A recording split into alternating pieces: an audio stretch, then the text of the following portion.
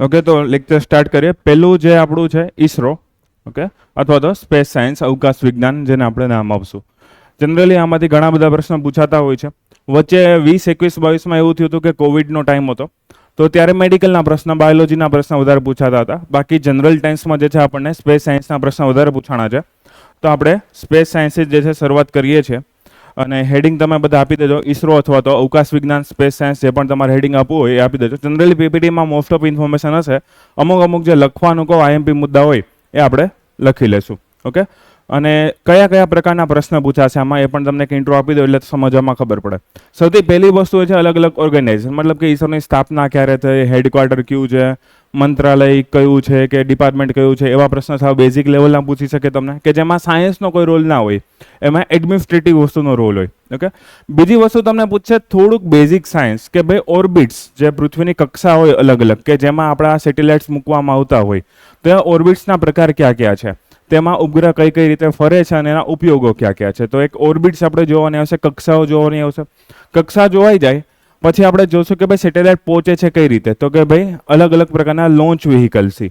તો PSLV, JSLV એવા નામ તમે સાંભળેલા હશે. એ આપણે પછી એમાં અલગ અલગ પ્રકારના લોન્ચ વ્હીકલ્સ જોવાના આવશે. લોન્ચ વ્હીકલ્સ જે છે એ પૂરા થાય પછી આપણે જોવાના આવશે ઈસરોના મુખ્ય ઉપગ્રહો અથવા તો મિશનો. હવે અત્યાર સુધીમાં તો ઈસરો ઘણા બધા ઉપગ્રહ લોન્ચ કર્યા છે, એ બધા તો આપણે જોઈ ના શકીએ.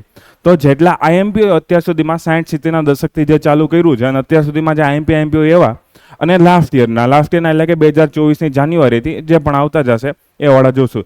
એના સિવાય હું તમને અમુક સજેશન આપતો જઈશ કે ભાઈ નાસાએ કોઈ વસ્તુ લોન્ચ કરી હોય, જાપાન વાળા કોઈ લોન્ચ કરી હોય. એ ઓફિશિયલી આપણા સિલેબસમાં એવું નથી લખેલું કે તમને જાપાનનો સેટેલાઇટ પૂછશે કે નાસાનો પૂછશે, પણ છતાં એ લોકો પૂછે છે. તો હું તમને જે પણ સર્ચ કરવાનું કહું એ પ્રોપરલી સર્ચ કરજો કે હા આ નાસા વાળા આવું કામ કર્યું, સ્પેસએક્સ વાળા આવું કામ કર્યું, તો તમારા માટે જે એકાદો કદાચ પૂછાઈ ગયો. ઓકે, ઓફિશિયલી લખેલું નથી એ લોકો સિલેબસમાં. અને જે બહુ IMP હશે એ તો હું તમને કરંટમાં કરાવી જ દઉં છું કે ભાઈ નાસા આમ કર્યું કે જાપાન વાળા આમ કર્યું. ઓકે, તો સ્ટાર્ટ કરીએ લેક્ચર. સૌથી પહેલા તમે જો ઈસરોની સામાન્ય માહિતીઓ, પછી સંબંધિત સંસ્થાઓ જે વાત કરતો હતો એ ઉપગ્રહની કક્ષાઓ, રોકેટ લોન્ચિંગ સિસ્ટમ અને મહત્વના મિશન. જેમ કીધું છે એમ જ આપણો સિલેબસ સ્ટાર્ટ થવાનો છે ઈસરોનો અથવા તો સ્પેસ સાયન્સનો. એના સિવાય મેઇન્સ માટે કઈ કઈ વસ્તુ કામમાં આવશે, જનરલી પ્રી મેઇન્સ ફાઉન્ડેશન હોય એટલે હું ભેગું જ લેતો હોઉં છું. ઓકે, તો પહેલો એકાદો પ્રશ્ન આમાં હોય કે ભાઈ શા માટે ખાનગીકરણ જરૂરી છે સ્પેસ સાયન્સનું. ઓકે, એના પછીની વસ્તુ એવી છે કે શું ભારત સ્પેસ પાવર બની ગયો છે? આપણે આટલા બધા સારા ઉપગ્રહ લોન્ચ કર્યા, આપણે મંગળ ઉપર ગયા છે, આપણે આદિત્ય નામનો ઉપગ્રહ લોન્ચ કર્યો છે જે સૂર્ય માટે છે, ચંદ્રયાન 1, 2, 3 લોન્ચ કર્યા. તો શું ભારત સ્પેસ પાવર બની ગયું કે નથી બન્યું? સ્પેસ ડેબ્રિસ, અંતરિક્ષ કચરો, આપણે આટલી બધા મિશન લોન્ચ કર્યા છે તો એનાથી સ્પેસ ડેબ્રિસ જનરેટ થઈ છે, અંતરિક્ષમાં કચરો જોવા મળે છે. ઓકે, એના વિશેનું છે. અને પછી સ્પેસ ટુરિઝમ, અંતરિક્ષ પ્રવાસન. ઓકે, તો આટલા મેઇન્સના ટોપિક હોય, બાકીના નાના મોટા મેઇન્સના ટોપિક આવશે હું કહેતો જઈશ. ઓકે, સ્ટાર્ટ કરીએ હવે આપણે. એક નાનકડી વસ્તુ છે કે અવકાશ કોને કહેવાય. પૃથ્વીમાં એવી કઈ લિમિટ છે કે જેને આપણે સ્પેસ કહી શકીએ છીએ, અવકાશ કહી શકીએ. તમે 15મા માળે જઈને એવું કહો કે હું સ્પેસમાં પહોંચી ગયો તો ના ચાલે. ઓકે, તો એને સ્પેસ ના કહેવાય. તો હવે વિશ્વમાં અથવા તો આખી પૃથ્વીમાં જેટલા પણ વૈજ્ઞાનિકો જે છે એ બધા નક્કી કર્યો કે ભાઈ સ્પેસની કોઈ લાઈન નક્કી કરવામાં આવે, બટ એમાં કોઈ સહમત નથી. કોઈ એમ કે 100 કિલોમીટર, કોઈ એમ કે 120 કિલોમીટર, કોઈ 300 કિલોમીટર કહે. તો એવી કોઈ એક મત નથી, પણ એક રેખા એવી મળી છે કે જેનું નામ આપણે યાદ રાખવાનું છે. ઓકે, અમિતાભ વાળી નહીં, આ વાળી. ઓકે, એ રેખાનું નામ છે કાર્મન લાઈન. કાર્મન રેખા જે છે કહેવામાં આવે છે. આ કાર્મન લાઈન શું છે? તો કે ભાઈ એવી લિમિટ છે કે જ્યાં સુધીનો વિસ્તાર હોય એને આપણે પૃથ્વીનું વાતાવરણ કહીએ છીએ, પૃથ્વીનું એવો વિસ્તાર કહે કે જ્યાં ઉપગ્રહ એની મેળે ટકી નહીં શકે. એની ઉપરની લાઈનમાં જાય, એની ઉપરની રેખામાં જાય આપણે, તો આપણને શું મળશે? કાર્બન લાઈન મળશે. ઓકે, એ કાર્બન લાઈનની ઉપર જો તમે ઉપગ્રહ મૂકો છો, ફોર એક્ઝામ્પલ આમાં તમને આપેલું છે કે 100 કિલોમીટર અથવા 62 માઇલ્સ, તો 100 કિલોમીટરની ઉપર હવે શું સ્ટાર્ટ થઈ ગયું? સ્પેસ સ્ટાર્ટ થઈ ગયું છે. તો સ્પેસમાં શું કામે જવું છે? તો કે ભાઈ ઉપગ્રહ જે છે એને ગ્રેવિટી લાગવાની છે. એને શું લાગવાનું છે? કે ભાઈ ગુરુત્વાકર્ષણ બળ લાગવાનું છે. હું આ પેન અહીંયા મૂકીશ તો એ પડી જશે, તો એ ઉપગ્રહ નથી. તો મારે આને હું 100 કિલોમીટર ઉપર, 105 કિલોમીટર ઉપર, 200, 300 કિલોમીટર મૂકું અને અમુક વેલોસિટી આપું. વેલોસિટીનો મિનિંગ શું થાય? વેગ આપું, એને ગતિ આપું, એને ધક્કો આપું એક પ્રકારનો. ઓકે, એને એક પ્રકારનું ફોર્સ આપું છું, તો એની મેળે ટકી રહે છે. આને સાવ સિમ્પલ એક્ઝામ્પલ દ્વારા કઈ રીતે સમજવું કે ભાઈ ફોર એક્ઝામ્પલ હું 50 કિલોમીટર કોઈ વસ્તુ મૂકું છું ને પડી જાય છે, પણ 150 કિલોમીટર મૂકું છું, 200, 500, 1000 કિલોમીટર મૂકું છું, શું કામ નથી પડતી? તો કે ભાઈ એની પાસેનો એવો વેગ છે કે જે પૃથ્વી ખેંચે છે ને એને બરાબર થઈ જાય છે. એને ઇક્વલ થઈ જાય છે. એટલે પૃથ્વી ખેંચતી રહી છે, ઓકે, પણ એ ખેંચવાનું શું કામ કે ભાઈ એનો પણ પોતાનો વેગ છે, એનો પણ પોતાનો ફોર્સ છે, એટલે એ પોતાની કક્ષામાંથી ચલતો નથી, વિચલિત નથી થતો, એમને એમ ફેરા રાખે છે. સાવ સિમ્પલ એક્ઝામ્પલ દ્વારા સમજે કે માની લો કે તમે 5 લોકો ભેગા થાવ, મારા પેટમાં આખી દોરી બાંધી દો અને તમે મને ખેંચવાનો ટ્રાય કરો, પણ માની લો કે હું બહુ વજન લગાડું, ઓકે, અને તમે મને ખેંચી ના શકો, પણ હું કન્ટિન્યુ આગળ મૂવ થવાની ટ્રાય કરું, ઓકે, પણ હું તમારી દોરીથી તો વધારે બહાર નથી જઈ શકવાનો. એટલે હું શું કરીશ કે આગળ જાઉં છું, પણ હવે મારું એક ચક્કર ફરવા મળશે છે. જ્યાં સુધી મારામાં ફોર્સ છે, જ્યાં સુધી તમારામાં ફોર્સ છે, ત્યાં સુધી આ ચક્કર જે છે ને શું થશે, ચાલુ જ રહેશે, ચાલુ જ રહેશે, ચાલુ જ રહેશે. તો ઉપગ્રહમાં જ્યાં સુધી એની વેલોસિટી છે, એની ગતિ છે, અથવા તો એને કોઈ આપણે ફોર્સ દ્વારા કંટ્રોલ કરી શકીએ છીએ, ઓકે, એમાં જ્યાં સુધી ફ્યુલ છે ત્યાં સુધી શું રહેશે, ઉપગ્રહ પોતાની કક્ષા જાળવી રાખશે. ઘણી કક્ષા એવી હોય કે સ્વચાલિત હોય, એમાં તમારે એક્સટર્નલ ફોર્સ ના આપવું પડે, એની મેળે જે છે ચાલી શકે, કેમ કે અહીંયા ગ્રેવિટીની અસર ઓછી થતી જતી હોય. જેમ જેમ આપણે દૂર જઈએ એમ ગ્રેવિટીની અસર ઓછી થતી જશે. નજીકની કક્ષા હોય, ઓકે, 100 કિલોમીટર, 200 કિલોમીટર, 300, 400, 500, ત્યાં તમારે વેલોસિટી વધારે આપવી પડશે, ત્યાં તમારે વેગ વધારે આપવો પડશે. જેમ જેમ દૂર જાઓ તો ઓછું ફોર્સ આપશો તો ચાલશે, ઓકે. તો દૂરની કક્ષામાં ધીમે ધીમે ઉપગ્રહ એની મેળે સ્ટેબલ થઈ જાય પછી એટલું બધું ફોર્સ લાગવાનું નથી. તો આપણે અત્યારે ખાલી એક જ MCQ યાદ રાખવાનું છે, કાર્મન લાઇન શું છે, કે જ્યાંથી સ્પેસ ચાલુ થાય એવી એક લાઇન નિર્ધારિત કરવામાં આવી છે ને કાર્મન લાઇન કહીએ છીએ, ઓકે. તો 100 કિલોમીટરની છે. ઘણી જગ્યાએ ઘણા લોકો 120 કિલોમીટરના અવકાશ માને છે, બટ આપણે આ રેખા યાદ રાખશું, ઓકે. એકવાર આ સ્લાઇડ વાંચી લ્યો અને આ છેલ્લી લાઈન લખી નાખો. છેલ્લી લાઈનની ઉપર લખજો કે અહીંથી અવકાશ સ્ટાર્ટ થાય છે. અહીંયા આ રેખા ઊંચાઈ ના લખતા, ઓકે. એક અવકાશ સ્ટાર્ટ થાય છે. ભાઈ PPT આપી દે છે, લેક્ચર તો ચાલુ કરવા દો.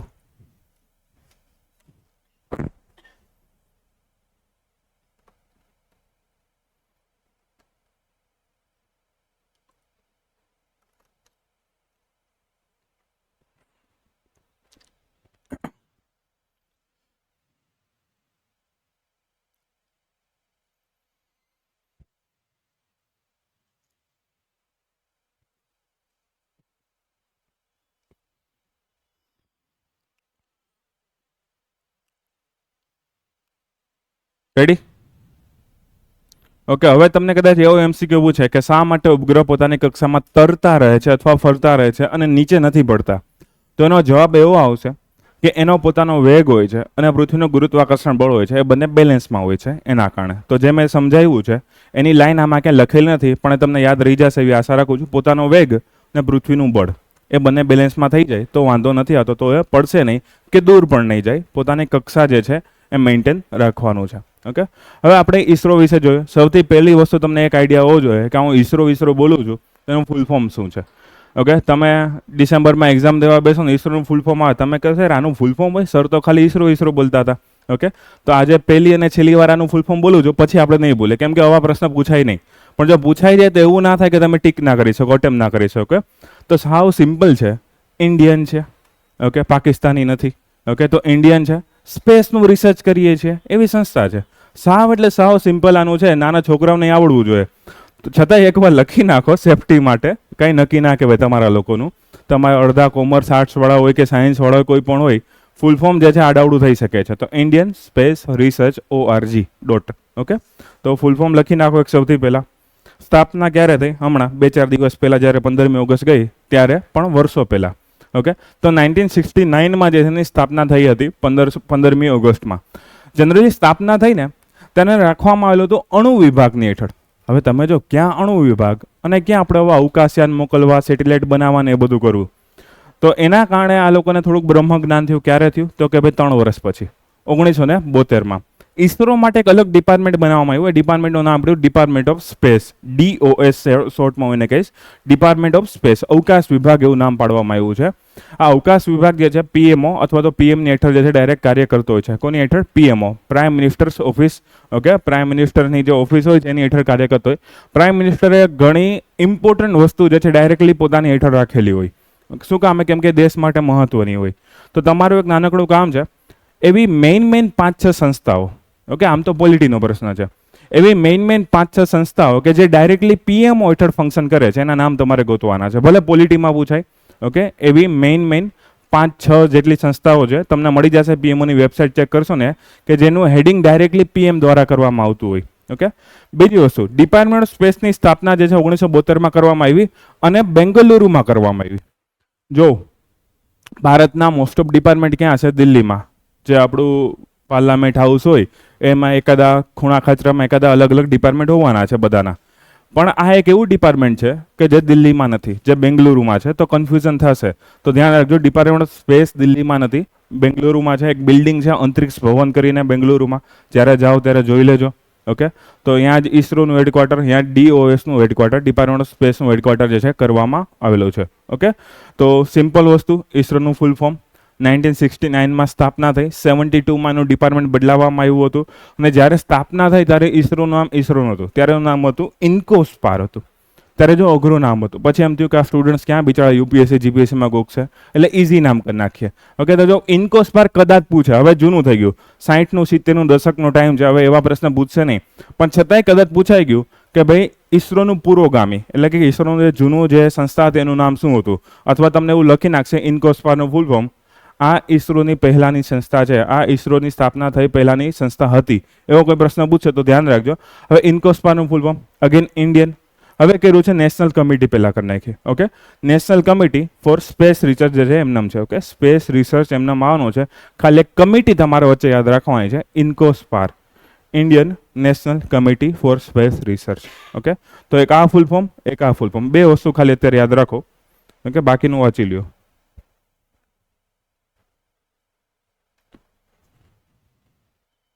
ઇસરોનો સિમ્બોલ બધા જોયેલો જ હશે.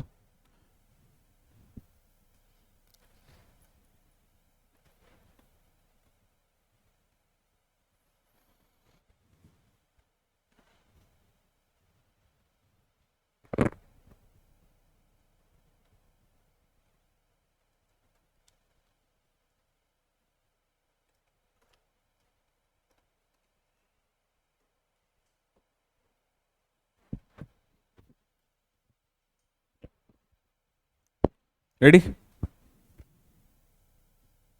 ઓકે. હવે 1969-70-72નો સમય છે. આપણી પાસે પૈસા હશે કે નહીં હોય? નો જોઈ ને, અત્યારે નથી તો ત્યારે ક્યાંથી હોવાના છે? ઓકે. તો ઇમેજિન કરો કે એવા સમય આપણે અણુ ઉર્જા, પરમાણુ ઉર્જા, અંતરિક્ષ વિભાગ એવી વસ્તુ ચલાવીએ, એમાં ફંડિંગના ઇસ્યુ તો થવાના છે. તો સૌથી પહેલાં જે સ્થાપના કરવામાં આવી હતી એના માટે એક થોડુંક ઉજ્જડ એવું ગામડું ગોતવામાં આવ્યું. અહીંયા એક જૂનું પુરાણું ચર્ચ હતો. ઓકે. એ ગામનું નામ છે થુંબા, જે કેરળમાં આવેલું છે. તમને આ પ્રશ્ન પૂછી શકશે, કેરળમાં થુંબા નામનું ગામ આવેલું છે, ત્યાં આપણે એક સાઇટ પસંદ કરી, બીચની એકદમ બાજુમાં હતું. ત્યાંથી જે છે વિક્રમ સારાભાઈ પોતાના પ્રયોગો કરતા રહેતા હતા અને નાના નાના રોકેટ્સ, પહેલાં તો આપણા મોટા PSLV GSLV હતા નહીં, આપણે ટેસ્ટિંગ માટે નાના રોકેટ્સ, જેને સાઉન્ડિંગ રોકેટ કહેવામાં આવે. હમણાં જે રોકેટ ભણાવું ત્યારે હું કહીશ કે સાઉન્ડિંગ રોકેટના કામ શું હોય. તો ત્યારે સાઉન્ડિંગ રોકેટ જે છે લોન્ચ કરવામાં આવતા હતા. એમાં TERLS, okay, TERLS, Thumba equatorial rocket launching station. Okay. Thumba equatorial rocket launching station નામની એક સાઇટ બનાવવામાં આવી, TERLS થુંબા. ઓકે. આ થુંબાથી આ બધી વસ્તુ કરવામાં આવતી હતી. તો કોઈ વાર તમને પૂછી લેશે ભારતની પ્રાઇમરી પહેલાની સાઇટ કઈ હતી, તો TERLS નામ આવશે, Thumba equatorial rocket launching station. Okay. તો હવે આખી સ્ટોરી છે, સ્ટોરી તમે યુટ્યુબના વિડીયોમાં કે ઇસરોની વેબસાઇટમાં પણ વાંચી શકશો. કઈ રીતે આ થુંબામાં બધું હતું, બધું એસ્ટાબ્લિશ કર્યું. બળદગાડામાં, સાયકલમાં આપણે બધા સ્પેર પાર્ટ્સ લઈ જતા હતા અને આપણી મજાક USA વાળાને કરતા હતા. સાચી વાત છે, એ લોકો કરતા રહે એવી મજાકું બજાકું. ઓકે. હમણાં આપણે થોડીક વારમાં એને જવાબ આપીએ. તો ત્યારથી આ બધી વસ્તુની શરૂઆત થઈ અને થોડાક 10-20 વર્ષ તો એવું ચાલ્યું કે બહુ ટીકા થઈ કે ભાઈ ભારતમાં એટલી ગરીબી હોય, બેરોજગાર હોય. તમે જો આ સમય એવો છે કે આપણે અલગ અલગ યુદ્ધો ચાલતા હતા, 62માં, 65માં, 71માં. ઓકે. તો હવે એવી ટીકા થવા માંડી કે ભાઈ ભારતની તો ગરીબી બેકારી દૂર કરવાની જરૂર છે, ખાવા ખીચડીના ના હોય અને તમે રોકેટ ઉડાડો છો. ઓકે. એના માટે એટલા લાખ રૂપિયા, કરોડ રૂપિયા આપતા હોય તો ભાઈ ટીકા થવાની છે. સાચી વાત છે. પણ જો કોઈ પણ ઇન્વેસ્ટમેન્ટ કરીએ એના રિઝલ્ટ જોવાના હોય કે ભાઈનું રિઝલ્ટ શું આવશે. ઓકે. તમે 3 કલાક બેસો છો તો તમને એમ થાય કે ભાઈ આનાથી રિઝલ્ટ શું હતો, ભાઈ 2-4 MCQ કદાચ વધારે સારી રીતે સોલ્વ થઈ શકે. ઓકે. સેમ ટુ સેમ જે આપણે ઇન્વેસ્ટમેન્ટ કર્યું ઇસરોમાં એના રિઝલ્ટ અત્યારે જોવા મળે. અત્યારે તમે જો ભારતમાં 5G કનેક્ટિવિટી છે, હજી ઘણા ઈસ્ટર્ન યુરોપિયન કન્ટ્રીઝ, ઓકે, યુરોપમાં ઈસ્ટર્ન જે ભાગ છે, પૂર્વીય યુરોપનો જે ભાગ છે, એમાં ઘણા એવા વિસ્તાર છે કે જ્યાં હજી 5G કનેક્શન નથી. યુરોપ તો ઠીક છે, બીજા પણ ઘણા એવા વિશ્વના દેશ ત્યાં 5G નથી. આપણે અત્યારે UPI ચલાવીએ છીએ. ઓકે, આરામથી તમે સ્કેન કરીને જે પેમેન્ટ કરો છો, તમે આરામથી જે ઓનલાઈન છોકરાઓ છે એ ઘરે લેક્ચર જોઈ શકે છે. અત્યારે યુટ્યુબમાં આપણે મૂકી શકીએ છીએ. તો આ બધાનું કારણ કોણ છે? ઈસરો. ઓકે, જેટલા પણ પ્રોજેક્ટ ફેલ થયા કે સક્સેસ થયા, ઓકે, પણ ટ્રાય કરતા રહ્યા. અને સેટેલાઇટ કાર્યક્રમ જે પણ આપણા સફળ થયા છે એના માટે ઈસરો અને એના જેટલા પણ વૈજ્ઞાનિકો હતા, જેટલા પણ એના ચેરમેન્સ આવ્યા છે, એ બધાનો ફાળો જવાબદાર છે. તો શોર્ટ ટર્મમાં ભલે ટીકા થઈ, okay, same to same Chandrayaan 1 જ્યારે લોન્ચ કરવામાં આવ્યું ને 2008માં, ત્યારે પણ ટીકા થઈ કે ભાઈ આટલા કરોડો રૂપિયા આપણે આપીએ છીએ 2008માં, શું કામ? કેમ કે 2008માં મંદી આવેલી હતી. ત્યારે અગેન ટીકા થઈ કે ભાઈ આ આટલા રૂપિયા ચંદ્ર ઉપર જઈને શું મળવાનું છે, આમ તેમ વગેરે વગેરે. ચંદ્ર ઉપરથી કાલે સવારે એકાદું ખનીજ મળશે તો વખાણ પાછા એ જ કરશે, વાહ સારું થયું કે 2008માં મોકલેલું હતું, સારું થયું કે 2019માં ફરી પાછું ચંદ્રયાન 2 મોકલું અને ફરી પાછું ચંદ્રયાન 3 મોકલું. ઓકે, અત્યારે તમને ખબર છે કે આપણે પેલું લેન્ડર અને રોવર મોકલેલું છે. જાપાનવાળા, અમેરિકાવાળા અત્યારે રોબોટિક મિશન પણ મોકલે છે, ત્યાંથી નમૂના લઈને પણ પાછા આવે છે. ઓકે, અમુક ચંદ્રની માટી હોય, ખનીજો હોય. હવે એવું ના હોય કે ભાઈ આખા રૂમ ભરીને લઈ આવે, નાના પેકેટ્સ હોય એટલા નમૂના લઈ આવે, પણ એના ઉપરથી એને આઈડિયા આવે કે ભાઈ એની માટીમાં ક્યાં ક્યાં તત્વો આવેલા છે. તો ફ્યુચરમાં આપણે પણ એવા મિશન કરવાના છે. ઓકે, આંતરરાષ્ટ્રીય સ્પેસ સ્ટેશન છે એમાં પણ આપણે ફાળો આપવાનો. ગગનયાન કાર્યક્રમ કન્ટિન્યુ ન્યૂઝમાં રહેતો હોય છે. ઓકે, પણ કાંઈ વાંધો નહીં. આ નાનકડી એવી ઈસરોની સ્ટોરી કીધી છે મેં તમને. આ સ્ટોરીમાંથી એવા કોઈ ખાસ પ્રશ્ન પૂછાશે નહીં, ખાલી એક તમારે TERLS યાદ રાખવાનો છે, Thumba equator rocket launching station. હવે એમાં વચ્ચે શબ્દ ઇક્વેટર શું કામ આવ્યો? હવે આપણું ઇક્વેટર જે છે એ તો કેરળથી ઘણું દૂર છે. ઓકે, તમે જો કેરળ તો અહીંયા આવેલું છે, ઇક્વેટર તો અહીંયા છે, ઘણું દૂર છે. ઓકે, તો નામ શું કામ એનું ઇક્વેટર હોય? તો કે ભાઈ પૃથ્વીમાં અલગ અલગ પ્રકારના ઇક્વેટર હોય. જે આ ઇક્વેટર આપણને દેખાય છે, જે આ વિષુવવૃત્ત દેખાય છે, એ કયો છે? ભૌગોલિક, એ જિયોગ્રાફિકલ ઇક્વેટર છે. સેમ ટુ સેમ પૃથ્વીમાં જે છે ને અલગ અલગ પ્રકારના લોહયુક્ત ખનિજો, લોખંડની આસપાસનો જે ગ્રુપ છે એવા ખનિજો અલગ અલગ જગ્યાએ વિતરિત થયેલા છે. ઓકે, અને એ જે વિતરણ થયેલું છે ને એ નોર્થ પોલ અને સાઉથ પોલની નજીક જે છે એવી રીતે થયેલું છે કે અહીંયાથી મેગ્નેટિક નોર્થ અને મેગ્નેટિક સાઉથ નીકળે. તમને ખબર કે ભાઈ પેલા મેગ્નેટ હોય તો નોર્થ અને સાઉથમાં સ્થિર થતા હોય છે. ઓકે, નોર્થ અને સાઉથમાં સ્થિર થતા, હકીકતમાં નોર્થ સાઉથમાં સ્થિર નથી થતા, એ એના મેગ્નેટિક નોર્થ અને મેગ્નેટિક સાઉથમાં સ્થિર થતા હોય. જે જગ્યાએ એ લોકોનું મેગ્નેટિક નોર્થ અને મેગ્નેટિક સાઉથ આવેલું હોય એ જગ્યાએ સ્થિર થતા હોય છે. તો પૃથ્વીમાં ચુંબકીય વિશ્લેષણો એવા બધા ફેલાયેલા છે કે એના કારણે આપણને એક મેગ્નેટિક ઇક્વેટર જોવા મળ્યો. એ મેગ્નેટિક ઇક્વેટર કયો છે? તો કે આ રહ્યો. ક્યાં રહ્યો? અહીંયા રહ્યો. ઓકે, જોઈ શકો તમે કે આ રેગ્યુલર ઇક્વેટર છે. ઓકે, એનાથી થોડો કેવો ત્રાસ એવો આ શું આવેલો છે? આપણો મેગ્નેટિક ઇક્વેટર આવેલો છે, આપણો ચુંબકીય વિષુવવૃત્ત આવેલો છે. અને અહીંયા તમે જો આપણું ઇન્ડિયા આવેલું તો જો આ નજીક આવી ગયો છે હવે. ઓકે, તો એના કારણે આપણે એ મેગ્નેટિક ઇક્વેટરની નજીક જે છે આપણે રાખવામાં આવેલું હતું આપણું પહેલું સ્ટેશન TERLS, થુંબા ઇક્વેટર. હવે તમને એમાં ઇક્વેટરનો મિનિંગ પૂછે તો કહેજો કે એમાં મેગ્નેટિક ઇક્વેટર નજીકથી પસાર થાય છે, જિયોગ્રાફિકલ ઇક્વેટર નજીકથી પસાર નથી થતો. મેગ્નેટિક ઇક્વેટરનું કામ શું છે? હવે મેગ્નેટિક ઇક્વેટર જ્યાં પણ હોય ને ત્યાં મેગ્નેટિક એનોમલીસ, મતલબ કે ચુંબકીય ક્ષેત્રની અસમાનતાઓ, વિચલન કે જે પણ થતું હોય એને ઓછું જોવા મળશે. એના કારણે આપણા સ્પેર પાર્ટ્સ જે હોય, જે પણ મશીનરીઝ હોય, જે પણ રોકેટ હોય, જે પણ સેટેલાઇટ હોય, એના સ્પેર પાર્ટ્સમાં બહુ ઓછી અસર આવે. જે બાજુ ચુંબકીય ક્ષેત્ર વધારે હોય, કે જે બાજુ ચુંબકીય ક્ષેત્ર વધારે હોય ત્યાં સુધારનો છે આપણા ઉપકરણો બગડવાની શક્યતા વધી જાય. એટલે આપણે ટ્રાય એવી કરીએ કે ભાઈ મેગ્નેટિક ઇક્વેટરની નજીક જઈએ, ત્યાં ચુંબકીય ક્ષેત્રનું વિચલન ઓછું જોવા મળશે, એના કારણે આપણા ઇક્વિપમેન્ટ્સ બગડે નહીં. એટલે આપણે સૌથી પહેલાં થુંબા નામનું સ્ટેશન પસંદ કર્યું. પણ આ 60-70નો દશક હતો, ત્યારે આપણે બધા વિશ્વના બધા દેશો એવું ગોતતા રહેતા હતા કે ભાઈ આ લાઇનની નજીક જે છે આપણે સ્ટેશન બનાવવા છે. પણ હવે એવું પ્રેક્ટિકલી પોસિબલ નથી. રશિયાવાળા તો બિચારા શું કરશે? ઇન્ડોનેશિયા પર આક્રમણ થોડું કરશે ફરી પાછું, નક્કી ના કહેવાય. પણ માની લો કે ભાઈ યુરોપના દેશો છે, નોર્થ અમેરિકા, કેનેડા છે, અમેરિકા છે, આ બધા લોકો શું કરશે? ઓકે, તો હવે ધીમે ધીમે એવી ટેકનોલોજી આવવા માંડી છે કે આપણે આપણા ઉપકરણોને સેફ રાખી શકીએ છીએ. એટલે હવે એવું ફરજિયાત નથી, પણ હજુ પણ રાખીએ તો વાંધો નથી આવતો. એના કારણે આપણે આપણું ત્રીજું સ્ટેશન સ્ટાર્ટ કર્યું છે, તમિલનાડુમાં જ કરેલું છે. એનું નામ તમારે ગોતવાનું છે. ઓકે, આપણું ત્રીજું સ્ટેશન છે સ્પેસ પોર્ટ. પહેલું કયું? થુંબાવાળું. બીજું કયું જે અત્યારે એક્ટિવ છે? Satish Dhawan space centre Sriharikota. એને શોર્ટમાં કહેવામાં આવે SDSC, Satish Dhawan space centre Sriharikota. Okay, એ આપણું બીજું છે. તો ત્રીજું જે હમણાં જ લોન્ચ કર્યું છે ફેબ્રુઆરીમાં, આપણા પ્રધાનમંત્રીનું ઉદ્ઘાટન, એનો કાર્યક્રમ જે છે ઉદ્ઘાટનનો સ્ટાર્ટિંગનો ઓપનિંગ કાર્યક્રમ એમાં ભાગ લીધો હતો. તો આજનો બીજો MCQ તમને ગોતવાનો, બીજો પ્રશ્ન ગોતવાનો છે કે ભારતનું થર્ડ સ્પેસ પોર્ટ તમિલનાડુમાં કઈ જગ્યાએ સ્ટાર્ટ કરવામાં આવેલું છે? આરામથી આ પ્રશ્ન પૂછાઈ શકે છે, કેમ કે 2-3 વર્ષ પહેલા ચર્ચામાં તો હતો જ, પણ હવે ફેબ્રુઆરીમાં ઓફિશિયલી એ લોકોએ એનું ફાઉન્ડેશન નાખી દીધું છે. ઓકે, ટૂંક સમયમાં સ્ટાર્ટ પણ થઈ જશે.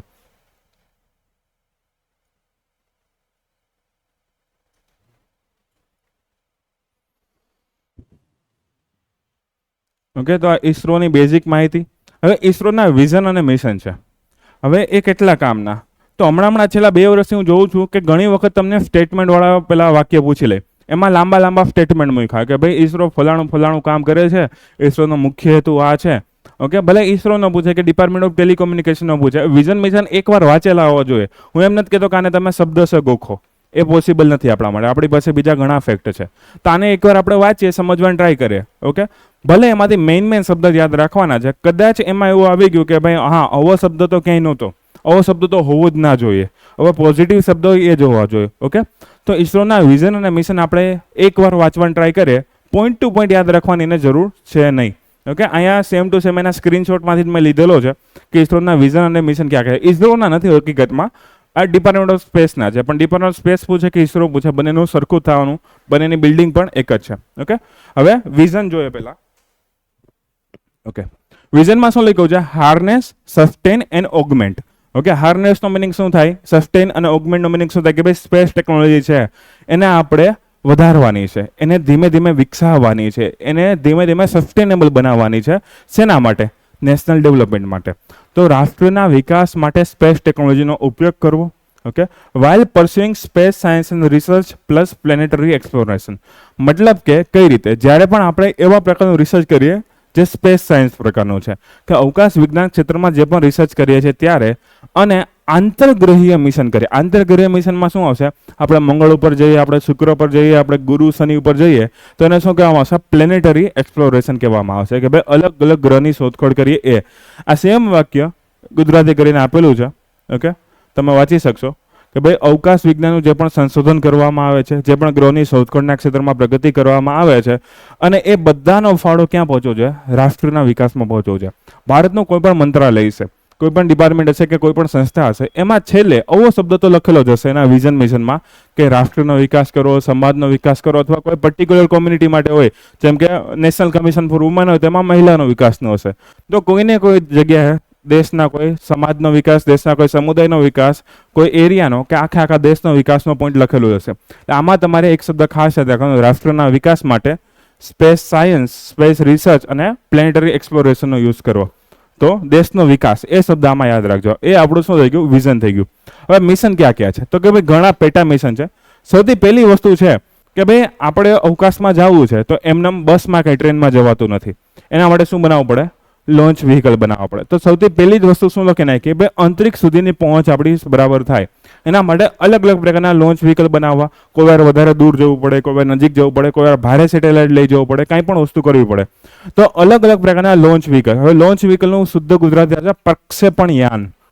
યાદ રાખવું તો રાખી શકો, હું લોન્ચ વ્હીકલ બોલીશ. ઓકે, પણ તમારે જે પણ ગુજરાતી વાળા છે એ શુદ્ધ ગુજરાતી લખવું હોય તમારે તો પ્રક્ષેપણ યાન શબ્દ યાદ રાખજો. ઓકે, તો પ્રક્ષેપણ યાન. ઓકે, તો પ્રક્ષેપણ યાન બનાવવાના છે આપણે. PSLV પ્રકારના, JSLV પ્રકારના, SSLV પ્રકારના અલગ અલગ પ્રકાર છે. હમણાં આપણે એ બધા ભણવાના છે.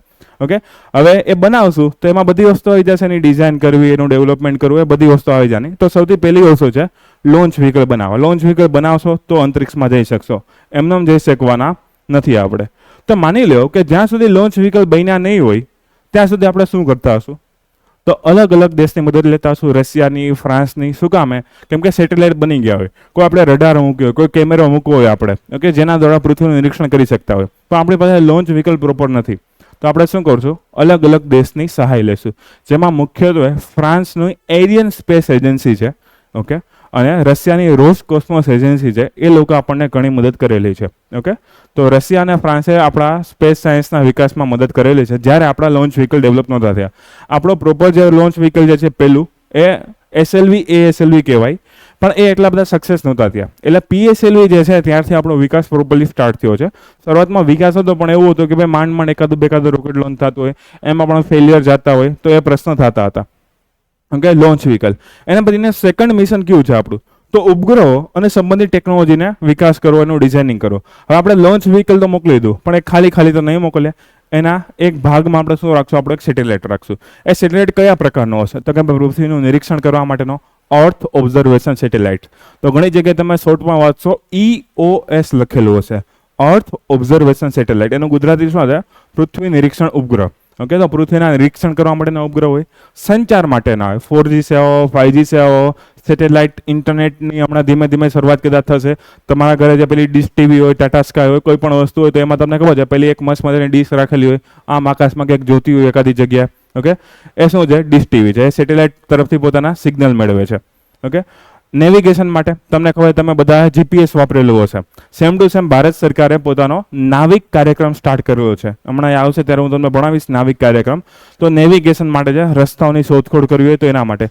હવામાન શાસ્ત્ર માટે અત્યારે તમે ગૂગલમાં જોતા હશો કે ગાંધીનગર વેધર કે એવું કંઈક લખો એટલે તમને દેખાડે રેનફોલ છે કે ટેમ્પરેચર કેટલું છે, વિન્ડ કેટલો છે. ઓકે, એવી અલગ અલગ વસ્તુ દેખાડે. સેમ ટુ સેમ ચક્રવાત આવવાનું ત્યારે 1-2 દિવસ એડવાન્સમાં વોર્નિંગ આવવા માંડે છે કે ભાઈ આ સૌરાષ્ટ્રના કિનારે ચક્રવાત આવશે, આંધ્રપ્રદેશમાં ચક્રવાત આવશે, ઓડિશામાં ચક્રવાત આવશે. એ બધું શા માટે સફળ થઈ શક્યું? તો કે ભાઈ હવામાન શાસ્ત્ર દ્વારા. તો હવે તમને ફ્યુચરમાં એવો પ્રશ્ન પૂછે કે ભાઈ ઇસરોમાં ઇન્વેસ્ટમેન્ટ જે કરવામાં આવે છે સફળ રહ્યું કે નહીં? તો સૌથી પહેલી વસ્તુ તો એ જ કહેજો કે આજથી અમુક વર્ષો પહેલાં ઓડિશામાં જ્યારે સાયક્લોન આવતા હતા ત્યારે 10 થી 20 હજાર લોકો મરતા. 2023માં હમણાં એક સાયક્લોન આવ્યું હતું ને, એમાં એક જ વ્યક્તિનું મૃત્યુ થયું છે. એ પણ એ દરિયામાં હતો, એટલે એણે કદાચ વોર્નિંગ નહીં માનેલી હોય સરકારની, પણ સરકાર જ્યારે પણ આવું થાય ત્યારે વોર્નિંગ આપી દે. તો ઇમેજિન કરો કે ઓડિશા અને આંધ્રપ્રદેશ, વેસ્ટ બેંગલ એવા વિસ્તારો છે કે આ સાયક્લોન બહુ બધા આવે. તો આજથી અમુક વર્ષો પહેલાં બહુ બધા લોકોના મૃત્યુ થતા, અને સેમ સાયક્લોન આવી રહ્યું છે અને ઓછા લોકોના મૃત્યુ થાય છે. તો સૌથી પહેલો એક સામાજિક ફાયદો થઈ ગયો આપણને. બીજું, અત્યારે ઘરે ઘરે એજ્યુકેશન. જે લોકો ગાંધીનગર નથી આવી શકતા, ઓનલાઈન ભણે છે. તો આ શું થયું કે ભાઈ એક શૈક્ષણિક વિકાસ થયો. કોવિડમાં તમને બધાને ખબર છે, ઘરે બેઠા બેઠા બુક સાઈડમાં ખુલી હોય ને ટેસ્ટ આપતા હોય. ઓકે, તો ટેસ્ટ તમે ઘરેથી જે આપી શક્યા છો, એમને ચડાવ પાસ થયેલા છો જે લોકો, જે થયા હોય, બીજા નહીં. ઓકે, અથવા તો ઓનલાઈન લેક્ચર ભરતા હોય, બાજુમાં ચા નાસ્તો કરતા હોય, મમ્મી સાથે વાતચીત કરતા હોય, બેન સાથે વાતચીત કરતા હોય. ઓકે, તો એ બધું શું કામે સફળ થયું છે? તો કે ભાઈ ઈસરોએ સંચાર સેવાઓ સ્ટાર્ટ કરેલી છે. અત્યારે ભારતનો નાવિક ઉપગ્રહ જે છે, ઉપગ્રહની આખી પ્રણાલી છે, એના દ્વારા ઇવન તમે સારા પર્વતીય ક્ષેત્રો હોય ત્યાં પણ તમને સિગ્નલ મળી શકશે. તમે જો જીપીએસ કે આપણે રેગ્યુલર મોબાઈલ કનેક્શન છે ને, એનો તમે કોઈ પ્રવાસી સ્થળે જાઓ, કોઈ એવા વિસ્તારે જાઓ કે જ્યાં જનરલી ટ્રાફિક ઓછો હોય, તો એવું થશે કોઈ જંગલ વિસ્તાર હોય, કોઈ પર્વત વિસ્તાર હોય, કોઈ દરિયા કિનારાનો વિસ્તાર હોય, ત્યાં તમારું ઇન્ટરનેટ બહુ સરખું ચાલતું નહીં હોય. અત્યારે પણ ઇવન 5G આવી ગયું ત્યારે પણ તમને એવું થતું હશે. તો તમે ઇમેજિન કરો કે આપણી જે નેવિગેશન સુવિધાઓ છે, ઇવન પહાડી ક્ષેત્રો ઠીક દરિયામાં પણ ચાલે છે. તો આટલી સારી નેવિગેશન સુવિધા આપણે બનાવેલી, જેના દ્વારા ટુરિઝમને બૂસ્ટ મળી શકશે. ઓકે, પૃથ્વીના નિરીક્ષણ દ્વારા આપણે આસપાસના વિસ્તારો, ખાસ કરીને બોર્ડર એરિયામાં આપણે ચેકિંગ કરી શકીએ. જેમ કે હમણાં ચાઇનાવાળાએ એક રોડ કે બ્રિજ બનાવ્યો છે પેલા લદ્દાખના લેક ઉપર. તો આપણે ડાયરેક્ટ પેંગોંગ ત્સો લેક ઉપર જે છે એ બ્રિજ બનાવ્યો, તો આપણને ડાયરેક્ટ ખબર પડી ગઈ શું કામ પૃથ્વીનું નિરીક્ષણ કરી શક્યા. તો કાલે સવારે ચાઇનાવાળા કે પાકિસ્તાનવાળા અટેક કરે તો આપણને એડવાન્સમાં ખબર પડી શકે કે ભાઈ કેટલા ટેન્ક આવે છે, કેટલા લોકો આવે છે, કેટલા ટ્રકની મૂવમેન્ટ થઈ, તો આપણે આપણું ડિફેન્સ કરી શકીએ. તો ભારતની રક્ષા માટે પણ કામના. તો આ તો એક પ્રશ્ન થઈ ગયો ને, તો લખો.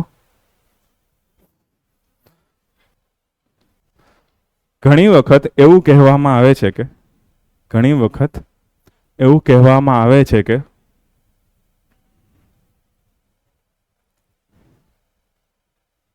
ઘણી વખત એવું કહેવામાં આવે છે કે અવકાશ વિજ્ઞાનમાં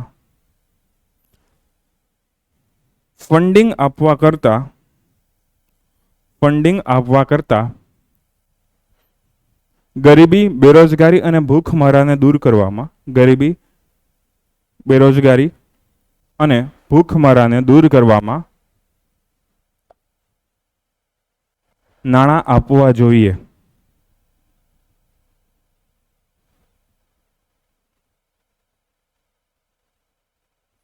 અને ભારતના સ્પેસ કાર્યક્રમને બંધ કરવો જોઈએ. પૂર્ણ વિરામ.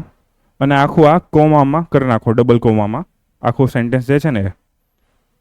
પછી લખો શું તમે સહમત છો શું તમે સહમત છો? Question mark. શું તમે સહમત છો?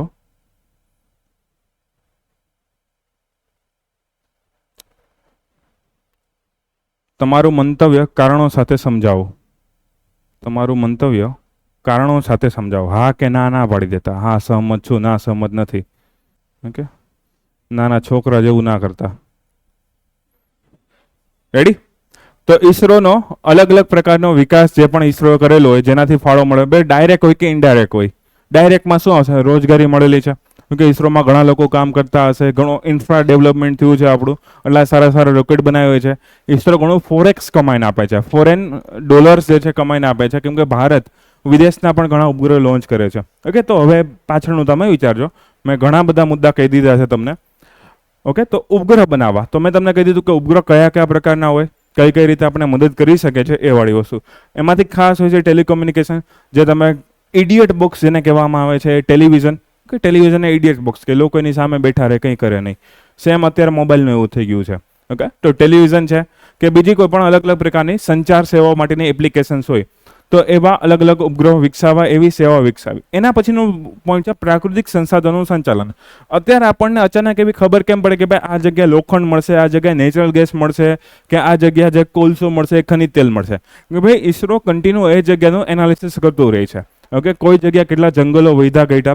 તમને ઘણીવાર તમે જોવું કે દિવાળીએ કે હોળીએ છે ને પેલો આવતો હોય રિપોર્ટ કે ભાઈ ભારતમાં આટલા વિસ્તારમાં ઘઉં ઉગાડવામાં આવ્યા, આટલા વિસ્તારમાં ચોખા ઉગાડવામાં. તો શું તમને લાગે છે કે 60-70 કરોડો જે ખેડૂત છે ને એક એકને ફોન કર્યો હોય છે, તમે કેટલા વીઘામાં ઘઉં વાવ્યા, તમે કેટલા વીઘામાં કપાસ વાવ્યું? એવું ના કરે. શું કરે? ઈસરો પોતાની ઇમેજિંગ સેવા હોય. ઓકે, અલગ અલગ પૃથ્વીનું ઇમેજિંગ કરે, એના ઉપરથી એનાલિસિસ કરે કે ભાઈ હા આ નાનો જે છોડવો છે એનું એકદમ માઇક્રો એનાલિસિસ કરે ને એ જોવે કે હા આ ઘઉંનો વિસ્તાર છે, આ ચોખાનો વિસ્તાર છે. પછી નાનો નાનો વિસ્તાર એક્ઝેક્ટ ના, મેઇન જેટલા એરિયા હોય કે જ્યાં ઘઉં ઉગતા હોય એનું એનાલિસિસ કરી લે અને આઈડિયા આવે કે હા ભારતમાં પ્રતિ હેક્ટર ઉત્પાદન એટલું છે. તો આપણને એડવાન્સમાં એગ્રીકલ્ચર ઇન્ફોર્મેશન મળી શકે છે. ઓકે, તો પ્રાકૃતિક સંસાધનો હોય, એ પાણી હોય, કોઈ ખનીજો હોય, કે ઇવન ખેતી કે જંગલો હોય, જંગલોમાં વધારો ઘટાડો થયો, કોઈ જગ્યાએ આગ લાગી, તો એ બધાના સંચાલન જે છે તમે છબીઓ દ્વારા એટલે કે ઇમેજિંગ દ્વારા કરી શકો છો. તો અહીંયા પ્રોપર ગુજરાતી લખેલું છે. ઇમેજિંગ દ્વારા જે છે આપણે એ વસ્તુ કરી શકીએ છીએ. ઓકે, એના પછી જે સામાજિક વિકાસ કઈ રીતે થાય મેં તમને કીધું છે. મેઇનલી એમાં તમે એજ્યુકેશન લખી શકો છો. તમે અત્યારે તમને ખબર ઈ મેડિસિન, ટેલિમેડિસિનનો કન્સેપ્ટ ધીમે ધીમે ડેવલપ થયો છે. ઘરે બેઠા તમે ડૉક્ટરની સલાહ સૂચન લઈ શકો છો, પણ ફોલો કરવી જરૂરી છે. ઓકે, કેમ કે ઘણા લોકો સલાહ સૂચન લઈ આવે, ડૉક્ટર 5 દિવસની દવા આપે, આપણે 2 દિવસ ખાઈ લે, હવે મટી ગયું, હવે હું ડૉક્ટર. ઓકે, હવે મારે 3 દિવસની બચાવીને રાખું, ફરી પાછો તાવ આવશે ત્યારે ફરી પાછા દવા ખાઈ લઈશ. ઓકે, તો સામાજિક વિકાસ માટે જે છે આપણે સ્પેસ સાયન્સનો યુઝ કરી શકીએ છીએ. પછી R&D, રિસર્ચ એન્ડ ડેવલપમેન્ટ કરવું. ઓકે, એવું તો નથી ને કન્ટિન્યુ આપણે ખાલી ટેલિવિઝન જ ચલાવવું છે, કન્ટિન્યુ મોબાઈલ જ ચલાવવા છે, ખાલી ને ખાલી ઇન્ટરનેટ જ મેળવવું છે. હજુ આપણે ઘણા કાર્યક્રમ કરવાના છે. હજુ આપણે મંગળ ઉપર, ચંદ્ર ઉપર, સૂર્યની આસપાસના વિસ્તારનું આપણે એનાલિસિસ કરવાનું છે. તો કન્ટિન્યુ રિસર્ચ એન્ડ ડેવલપમેન્ટ કરતું રહેવાનું છે. જેટલા પણ નવા નવા એરિયા ઓપન થાય આપણા માટે, એ બધામાં R&D કરતું રહેવાનું છે. એના પછી નેવિગેશન સિસ્ટમ, જે આપણી નાવિક છે એની આગળ મેં વાત કરી દીધી છે. ઓકે, પછી એક મસ્ત મજાનો પોઈન્ટ મૂકેલો છે કે વૈશ્વિક અવકાશ બજાર, એટલે કે આપણી જે સ્પેસ માર્કેટ છે, ઇન્ટરનેશનલ સ્પેસ માર્કેટ છે, એમાં ભારતનું નામ હોવું જોઈએ. તમે જો અત્યારે આપણે ઘણી જગ્યાએ વાત કરીએ, ભાઈ ભારતનો ઇકોનોમીમાં ફાળો એટલો છે, વૈશ્વિક ટ્રેડમાં ભારતનો ફાળો એટલો આપણે ઇમ્પોર્ટ કરીએ, એટલું એક્સપોર્ટ કરીએ. એની સામે ચાઇનાવાળા એટલું ઇમ્પોર્ટ એક્સપોર્ટ કરે છે, અમેરિકાવાળા એટલું ઇમ્પોર્ટ એક્સપોર્ટ કરે છે. તો ક્યાંક ને ક્યાંક હવે એક નવી ઇકોનોમિક સેક્ટર ખોલેલું છે, એને સ્પેસ ઇકોનોમી કહેવામાં આવશે. એને આપણે શું કહીએ છીએ? અંતરિક્ષ બજાર કહીએ છીએ. અંતરિક્ષ બજારમાં જે છે ભારતની ચાવીરૂપ ભૂમિકા હોવી જોઈએ. ભારતની કંપનીઓ આમાં ફાળો આપવી જોઈએ, ઈસરો આમાં ફાળો આપવું જોઈએ. ઓકે, સેમ ટુ સેમ એવું નહીં કે ખાલી ને ખાલી આપણે એક્સપોર્ટ જ કરવાનું છે. સેવાઓ કે વસ્તુ એક્સપોર્ટ નથી કરવાની, આપણે કોઈ સારી ટેકનોલોજી ઇમ્પોર્ટ પણ કરી શકીએ છીએ. ક્યાંકથી કોઈ સારો એવો પાર્ટ્સ હોય, સારો સેટેલાઇટ્સની વસ્તુ મળતી હોય, સારી રડાર્સ મળતી હોય, ઇન શોર્ટ સ્પેસ ઇકોનોમીમાં આપણી ભાગીદારી વધારવાની છે અને એના માટે ભારતીય કંપનીઓને પ્રમોટ કરવાની છે. ઓકે, તો આટલા જે છે આપણા વિઝન અને મિશન છે. ઓકે, આ એક જૂની સ્લાઇડ આવી ગઈ છે. તો આટલા આપણા વિઝન અને મિશન છે. એકવાર તમે આરામથી વાંચી લ્યો. ખાલી વિઝન આખે આખું યાદ રાખજો. મિશનમાં જે મેં હાઇલાઇટ કરેલું છે એવી વસ્તુ યાદ રાખવાની ટ્રાય કરજો. ઓકે, એકવાર વાંચતા જાઓ.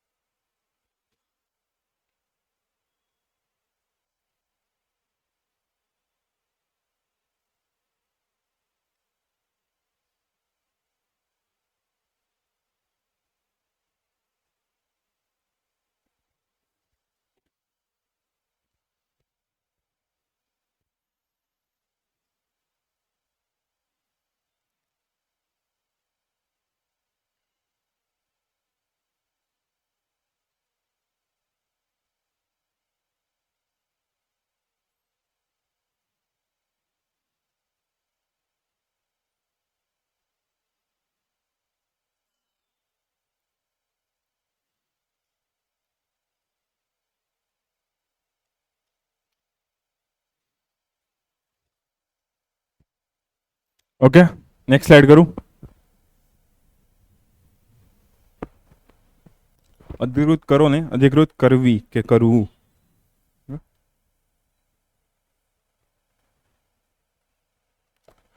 તો અહીંયા જો ઓફિશિયલી આપણે એક એવો શબ્દ લખેલો છે કે અલગ અલગ કંપનીને તમે અધિકૃત કરવાના છો, મતલબ કે એને ઓથોરાઇઝ કરવાના છો. તો ઓફિશિયલી આપણે એક એવું સ્ટેટમેન્ટ કહી દીધું કે હવે સ્પેસ સાયન્સમાં પ્રાઇવેટાઇઝેશન આવશે. તો હવે તમને મેં આગળ એક પ્રશ્ન દેખાડ્યો. તો સ્પેસ સાયન્સમાં પ્રાઇવેટાઇઝેશન હોવું જોઈએ, ના હોવું જોઈએ, ફાયદા ગેરફાયદા. ભલે ફાયદા ગેરફાયદાની ચર્ચા કરો, છેલ્લે આપણો જવાબ કઈ બાજુ નમવો જોઈએ? તો કે હા, આંતરિક બજારમાં જો ફાળો આપવો હોય તો આપણી ખાનગી કંપનીઓ જે છે એને આપણે આગળ વધારવાની છે અને પ્રોત્સાહન આપવાનું છે. ક્લિયર?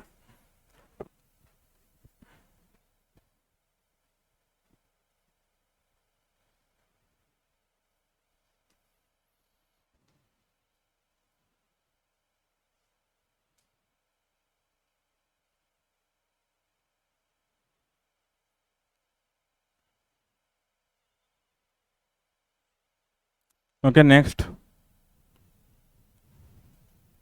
કે સંબંધિત સંસ્થાઓમાં સૌથી પહેલી આવશે DOS, ડિપાર્ટમેન્ટ ઓફ સ્પેસ હશે. સાવ સિમ્પલ ઇન્ફોર્મેશન છે, આમાં હું ડીપમાં નથી જતો. 1972માં રચના કરવામાં આવી છે. ભારતીય અંતરિક્ષ કાર્યક્રમનો જે પણ વહીવટ હોય, જે પણ પોલિસી બનાવવાની હોય, બજેટ અલોકેશન કરવાનું હોય કે નાના મોટા મેનેજમેન્ટના કામ હોય, એ બધા કોણ કરશે? ડિપાર્ટમેન્ટ ઓફ સ્પેસ કરવાનું. કેમ કે ડિપાર્ટમેન્ટ ઓફ સ્પેસ એવી સંસ્થા છે કે જે મંત્રીઓ અને સાયન્ટિસ્ટને કનેક્ટ કરશે. હવે સાયન્ટિસ્ટને મેનેજમેન્ટની, પોલિસી મેકિંગની કે કયા દેશ સાથે ભાગીદારી કરવી કે ના કરવી એનો કદાચ આઈડિયા ના હોય, એનું કામ શું છે? રિસર્ચ કરવાનું. તો ઇસરોના જેટલા પણ ચેરમેન હોય કે એના જેટલા પણ ડિરેક્ટર્સ હોય, આસિસ્ટન્ટ ડિરેક્ટર્સ હોય કે જે પણ બધા સેક્રેટરીસ હોય, એ બધાનું કામ સ્પેસવાળું રહેશે. તો ડિપાર્ટમેન્ટ ઓફ સ્પેસ શું કરશે કે એમાં અમુક સાયન્ટિસ્ટ હશે, અમુક મંત્રી લેવલના લોકો હશે, અને એ લોકો શું કરશે કે ભાઈ કનેક્ટ કરી શકશે કે ભાઈ ઉપરના મંત્રીઓ શું કહે છે, કેવી રીતે કાર્યક્રમ આગળ વધારવાનો, સાયન્ટિસ્ટ શું કહે છે કે કેવી રીતે વધી શકશે, કયું બેસ્ટ વે છે. તો DOS બંનેને કનેક્ટ કરવાનું કામ કરી શકે છે. ડાયરેક્ટલી પ્રધાનમંત્રી હેઠળ કાર્ય કરે છે. PMO એવું લખેલું હોય કે પ્રધાનમંત્રી લખેલું, બંને એક જ થશે. તો ડાયરેક્ટલી PMO હેઠળ ફંક્શન કરે. એક તમને ક્વેશ્ચન પણ આપ્યો કે બીજી કઈ કઈ 5-6 મેઇન સંસ્થાઓ છે. આમ તો ઘણી સંસ્થાઓ મળશે, પણ 5-6 સંસ્થા તમારે ગોતવાની છે કે એવી કઈ કઈ 5-6 સંસ્થાઓ છે જે ડાયરેક્ટલી PMO હેઠળ કાર્ય કરે છે. અંતરિક્ષ ભવનનું નામ છે. ઓકે, એના પછી છે અંતરિક્ષ નામની એક સંસ્થા આપણે બનાવી. ઓકે, અંતરિક્ષ જે છે, અંતરિક્ષ આપણું હોય તો છે એ જ, પણ અંતરિક્ષ કોર્પોરેશન લિમિટેડ નામની એક સંસ્થા જે છે આપણે બનાવેલી છે. હવે આ કંપની જે છે એ એક પ્રકારની એવી સંસ્થા છે કે જે કોમર્શિયલાઇઝેશન અથવા તો એમ કહી શકો કે ભાઈ અલગ અલગ જગ્યાએ ઇસરોની સેવાઓ પહોંચાડવી હોય, ઇસરોની માલસામાન પહોંચાડવી હોય, ઇસરોની સુવિધાઓ. માની લો કે આ ભાઈને કાલ સવારે ઉપગ્રહ લોન્ચ કરવો છે. ઓકે, એને એમ થયું કે ભાઈ મારે 6G સેવા લોન્ચ કરવી અને મેં એક ઉપગ્રહ બનાવ્યો છે કે જેનાથી 6G સેવા મળી શકશે. ઓકે, તો એ અંતરિક્ષવાળાને કોન્ટેક્ટ કરશે, એ ડાયરેક્ટલી ઇસરોવાળાને કોન્ટેક્ટ નહીં કરે. અંતરિક્ષવાળા જે છે એને અલગ અલગ વસ્તુ આપશે, જેમ કે કન્સલ્ટન્સી આપશે કે ભાઈ ઉપગ્રહ કઈ જગ્યાએ મૂકવો જોઈએ, એની બેન્ડવિડ્થ કેટલી હોવી જોઈએ, એમાં રેડિયેશનનું પ્રમાણ કેટલું હોવું જોઈએ, કઈ કઈ જગ્યાએ એ સેવા આપી શકવું જોઈએ. ઉપગ્રહ બને નાખ્યો અને સેવા પાકિસ્તાનમાં આપતું હોય તો શું કામનું? ઓકે, આપણા દેશમાં જે છે એરિયા હોવો જોઈએ. તો માની લો કે ભાઈ તમે ગમે એટલા રૂપિયાવાળા હો, પણ તમારે ઉપગ્રહ લોન્ચ કરવો છે, પણ તમને ટેકનિકલ ઇન્ફોર્મેશન કાંઈ નથી. ઓકે, માની તમારામાંથી કોઈ કરોડપતિ હોય, 5-10 કરોડ રૂપિયા તો મને કહેજો. ઓકે, માની લો કે તમારો ઉપગ્રહ લોન્ચ કરવો છે ઘરનો પોતાનો, કે મારું ઇન્ટરનેટ બહુ ધીમો હોય, મારે ખુદનો ઉપગ્રહ લોન્ચ કરો, કાલ સવારે તમને એવું મન થાય. ઓકે, પણ તમને કાંઈ આઈડિયા નથી, ટપ્પા નથી પડતા આમાં સાયન્સમાં, તો તમારે ક્યાં જવાનું? અંતરિક્ષવાળા પાસે જવાનું. એ લોકો તમારે મીટિંગ ગોઠવશે, તમને બધી માહિતી આપશે કે હા તમે આવો ઉપગ્રહ બનાવી શકો છો, આના દ્વારા આટલા ફેસિલિટીઝ મળવાની છે, આ સમય તમે લોન્ચ ઇસરોની મદદથી કરી શકો છો, એનું રેન્ટિંગ જે છે એટલું થશે. પૂછો તો મને કહેજો કેટલું રેન્ટ હોય છે, મને તો આઈડિયા નથી. ઓકે, પણ એ આપણે કંઈ કામનું નથી. પણ કોઈ પણ ભારતની કંપની હોય એને પોતાની અલગ અલગ ટીવી ચેનલ્સ ચાલુ કરવી હોય, તમને ખબર છે સેમ ટુ સેમ ટાટાવાળા હોય, રિલાયન્સવાળા હોય, એરટેલવાળા હોય, વોડાફોનવાળા હોય, એ બધી પોતાની ટેલિકોમ સર્વિસીસ પણ આપે છે. અલગ અલગ ખાનગી સંસ્થાઓ એને પોતાનું રિસર્ચ કરવું હોય સ્પેસ પ્રકારનું, તો એને અલગ અલગ કન્સલ્ટન્સી સેવા જોતી હોય તો એ આપશે. પ્લસ ઇસરોની જે પણ વસ્તુ છે, સેવા હોય, ઉપગ્રહ હોય, કે એને કોઈ ઉદ્યોગોને વાપરવી હોય, કોઈ ઇન્ડસ્ટ્રીઝને વાપરવી હોય, કોઈ એવી કંપનીઝને વાપરવી હોય, તો એને કોમર્શિયલ સેવા પણ હશે. માની લો કે ઇસરો કોઈ ઉપગ્રહ લોન્ચ કર્યો છે, એમાં અલગ અલગ પ્રકારના સ્પેક્ટ્રમ છે, અલગ અલગ પ્રકારની એવી જગ્યા છે કે જે ઇસરો એનો ડેટાનો યુઝ કરે છે. માની લો કે 20% જગ્યા એવી છે, 20% સિગ્નલ સેવા છે કે જેનું ઇસરોને કામ નથી, તો ઇસરો શું કરશે? એને બીજા કોઈને વાપરવા આપી શકશે. ઓકે, તો માની લો કે એક જ ઉપગ્રહ છે, હવે એ ઉપગ્રહમાં કોઈ સોની ટીવી વાળાને પોતાની ચેનલ ચલાવી છે અને એમ થાય કે ના 20% જગ્યામાં મારું કામ થઈ જશે, તો ઇસરો શું કરી શકે? લેન્ડિંગ કરી શકે, એને લીઝ આપી શકે કે ભાઈ હા તમે આ ઉપગ્રહની આટલી બેન્ડવિડ્થનો ઉપયોગ કરી શકશો, આટલું સિગ્નલ, એના માટે 2 વર્ષનો, 5 વર્ષનો, 10 વર્ષનો XYZ જે પણ કોન્ટ્રાક્ટ થતો હોય એ કોન્ટ્રાક્ટ પણ કરવામાં આવે. અથવા તો એરટેલવાળાને, ટાટાવાળાને, અદાણીઓ, અંબાણીવાળાને પોતાનો અલગ જ ઉપગ્રહ લોન્ચ કરવો હોય તો એની પણ મદદ મળી શકે છે. 1992 શું કામ છે? તો કે યાદ કરો 1991માં શું થયું હોય? એલપીજી પોલિસીસ આવેલી હોય, ખાનગીકરણ થયું હોય, ભારતમાં વૈશ્વિકીકરણ થયું હોય, આખી એલપીજીની પોલિસી આવી પછી આપણે આ સંસ્થાની સ્થાપના કરેલી. આ સંસ્થા કોની હેઠળ? અગેન DOSની હેઠળ જે છે આવવાની છે. તો ભારતની એક પ્રકારની એવી સંસ્થા કે જે ઇસરોના કોમર્શિયલાઇઝેશનમાં વધારો કરે છે. ઇસરોની સેવા કોઈને જોતી હોય, તમારે કોઈ રેન્ટિંગની સુવિધા હોય, લીઝિંગની સુવિધા હોય, ઉપગ્રહ લોન્ચ કરવો હોય કે કોઈ પણ કન્સલ્ટન્સી જેવા હોય તો અંતરિક્ષની મારફતે તમારે ઇસરોનો કોન્ટેક્ટ કરવાનો, ડાયરેક્ટ કોન્ટેક્ટ કરી નહીં શકો. ઓકે, પછી NSIL નામની સંસ્થા આવી, કેમ કે અંતરિક્ષનું કામકાજ બહુ ધીમું હતું, બહુ એમાં બ્યુરોક્રેટિક હર્ડલ્સ એટલે કે ભાઈ અમુક એવા જે અધિકારીઓ હોય એ બહુ ધીમું કામકાજ કરે. ઓકે, અને એનો અપ્રોચ સાયન્ટિસ્ટ પ્રકારનો ના હોય, એનો અપ્રોચ જે હોય જે કોઈ ગવર્મેન્ટના ડિપાર્ટમેન્ટ કઈ રીતે ચાલતા એવો અપ્રોચ હતો. તો અંતરિક્ષની થોડી ક્રિટિસિઝમ પણ કરવામાં આવેલી, એને બહુ સારું કામ ના કર્યું. એટલે અંતરિક્ષને લગતું ઓળખતું કામ કરવા માટે બીજી સંસ્થા બનાવવામાં આવી, એનું નામ છે NSIL. ઓકે, તો હમણાં જ બની છે, તમે જોઈ શકો 2019માં new space India limited, NSIL. એમાં પણ લખેલું છે ઇસરોની કોમર્શિયલ શાખા. તો આમાં પણ કોમર્શિયલ શાખા, આગળ પણ કોમર્શિયલ શાખા. તો ભાઈ બંને જગ્યાએ કોમર્શિયલ શાખા છે, ભાઈ ડિફરન્સ શું છે, તફાવત શું છે? તો આમાં ધ્યાન રાખજો, આમાં કોમર્શિયલાઇઝેશન 2 વે છે, 1 વે નથી. અંતરિક્ષનું કામ એટલું જ હતું કે ઇસરોની સેવાઓને વૈશ્વિક બજાર કે ભારતીય બજાર સુધી પહોંચાડવાની. NSIL બંને કામ કરશે. હવે ઇસરોને કોઈ રોકેટ લોન્ચ કરવું છે પણ ઇસરોની પાસે ફ્યુલ બનાવવાનો ટાઈમ નથી, તો NSIL વાળા જોશે કે ગામમાં ક્યાં ફ્યુલ બની શકે છે. ઓકે, કઈ એવી સંસ્થાઓ છે કે જે આવા ફ્યુલ બનાવતી હોય, આવા કેમિકલ બનાવતી હોય. ઓકે, એવા રેડીમેડ કેમિકલ કોઈ જગ્યાએ મળી જાય, ઇસરોને આપી દે. હવે ઇસરોવાળા પોતાના જે ટ્રક્સ હોય, પોતાના જે રોકેટ લઈ જવાના, એમાં ટાયર્સનો યુઝ થતો, ઇસરોવાળા પોતે તો ટાયર નથી બનાવવાના ને. ઓકે, તો NSIL વાળા શું કરશે? એવા ટાયર ગામમાંથી ગોતી આવશે કે ભાઈ હા આવા ટાયર છે, આમ છે, તેમ છે. મતલબ કે ઇસરો પણ હવે શું કરતું થઈ ગયું, બધા પોતાના કામ પોતે નહીં કરે. ઓકે, હવે ટાઈમ બચાવવા માટે, ટાઈમ સેવિંગ માટે શું કરશે? અમુક વસ્તુના કોન્ટ્રાક્ટ, એના ટેન્ડર જે છે બહાર આપી દેશે કે ભાઈ હા અમારે આવા પ્રકારનું પતરું જોઈએ છે, આવા પ્રકારનું સ્ટીલ જોઈએ છે, આવા પ્રકારનું કોઈ વાયરિંગ જોઈએ છે. ઓકે, સ્ટાર્ટિંગમાં ઇસરો જે છે એ બધું લેબર વર્ક વધારે કરતું હતું, બધી વસ્તુ જે છે એ પોતે જ બનાવવાની, XYZ બધું કરવાનું. પણ હવે એવું કામ કરવા મદદ કોણ કરશે? NSIL નામની સંસ્થા જે છે એને મદદ કરશે. ઓકે, આ એક વે થઈ. આગળની વે તો એમનામ જ છે. ઓકે, ઇસરો જે છે એ ખાનગી લોકોનો ઉપયોગ કરે છે. ઓકે, એના પ્રોજેક્ટ પૂરા કરવામાં મદદ કરે છે, ટાયર બનાવવામાં, બોલ્ટ બનાવવામાં, એ બધામાં ઇસરોની મદદ થાય છે. સેમ ટુ સેમ ઇસરો પણ અલગ અલગ સેવા તો આપવાનું ચાલુ જ રાખશે. તો આનું કામ 2 વે પ્રકારનું છે. ઇસરોની સેવા બીજાને જોતી હોય કે ઇસરોને અલગ અલગ ઉદ્યોગની સેવા જોતી હોય, તો 2 વે કોમર્શિયલાઇઝેશન આમાં થશે. આમાં 1 વે કોમર્શિયલાઇઝેશન થવાનું નથી. ઓકે, તો કંપની એક્ટ હવે કોમર્સનો વિષય છે, આમાં સાયન્સમાં એટલું બધું કામ નહીં આવે. કંપની સેક્ટર અલગ અલગ પ્રકારની હોય છે, એના હેઠળ જ એની સ્થાપના કરવામાં આવી. એ પણ ભારત સરકારની માલિકી, સેન્ટ્રલ ડિપાર્ટમેન્ટ સ્પેસ, એ બધું સેમ જ આવવાનું છે. હવે એના હેતુઓ છે એ તમારે યાદ રાખવાની ટ્રાય કરવાની. ઓકે, પહેલો હેતુ વાંચો તો એવું લખેલું છે કે ઉદ્યોગોનો ફાળો વધારવો.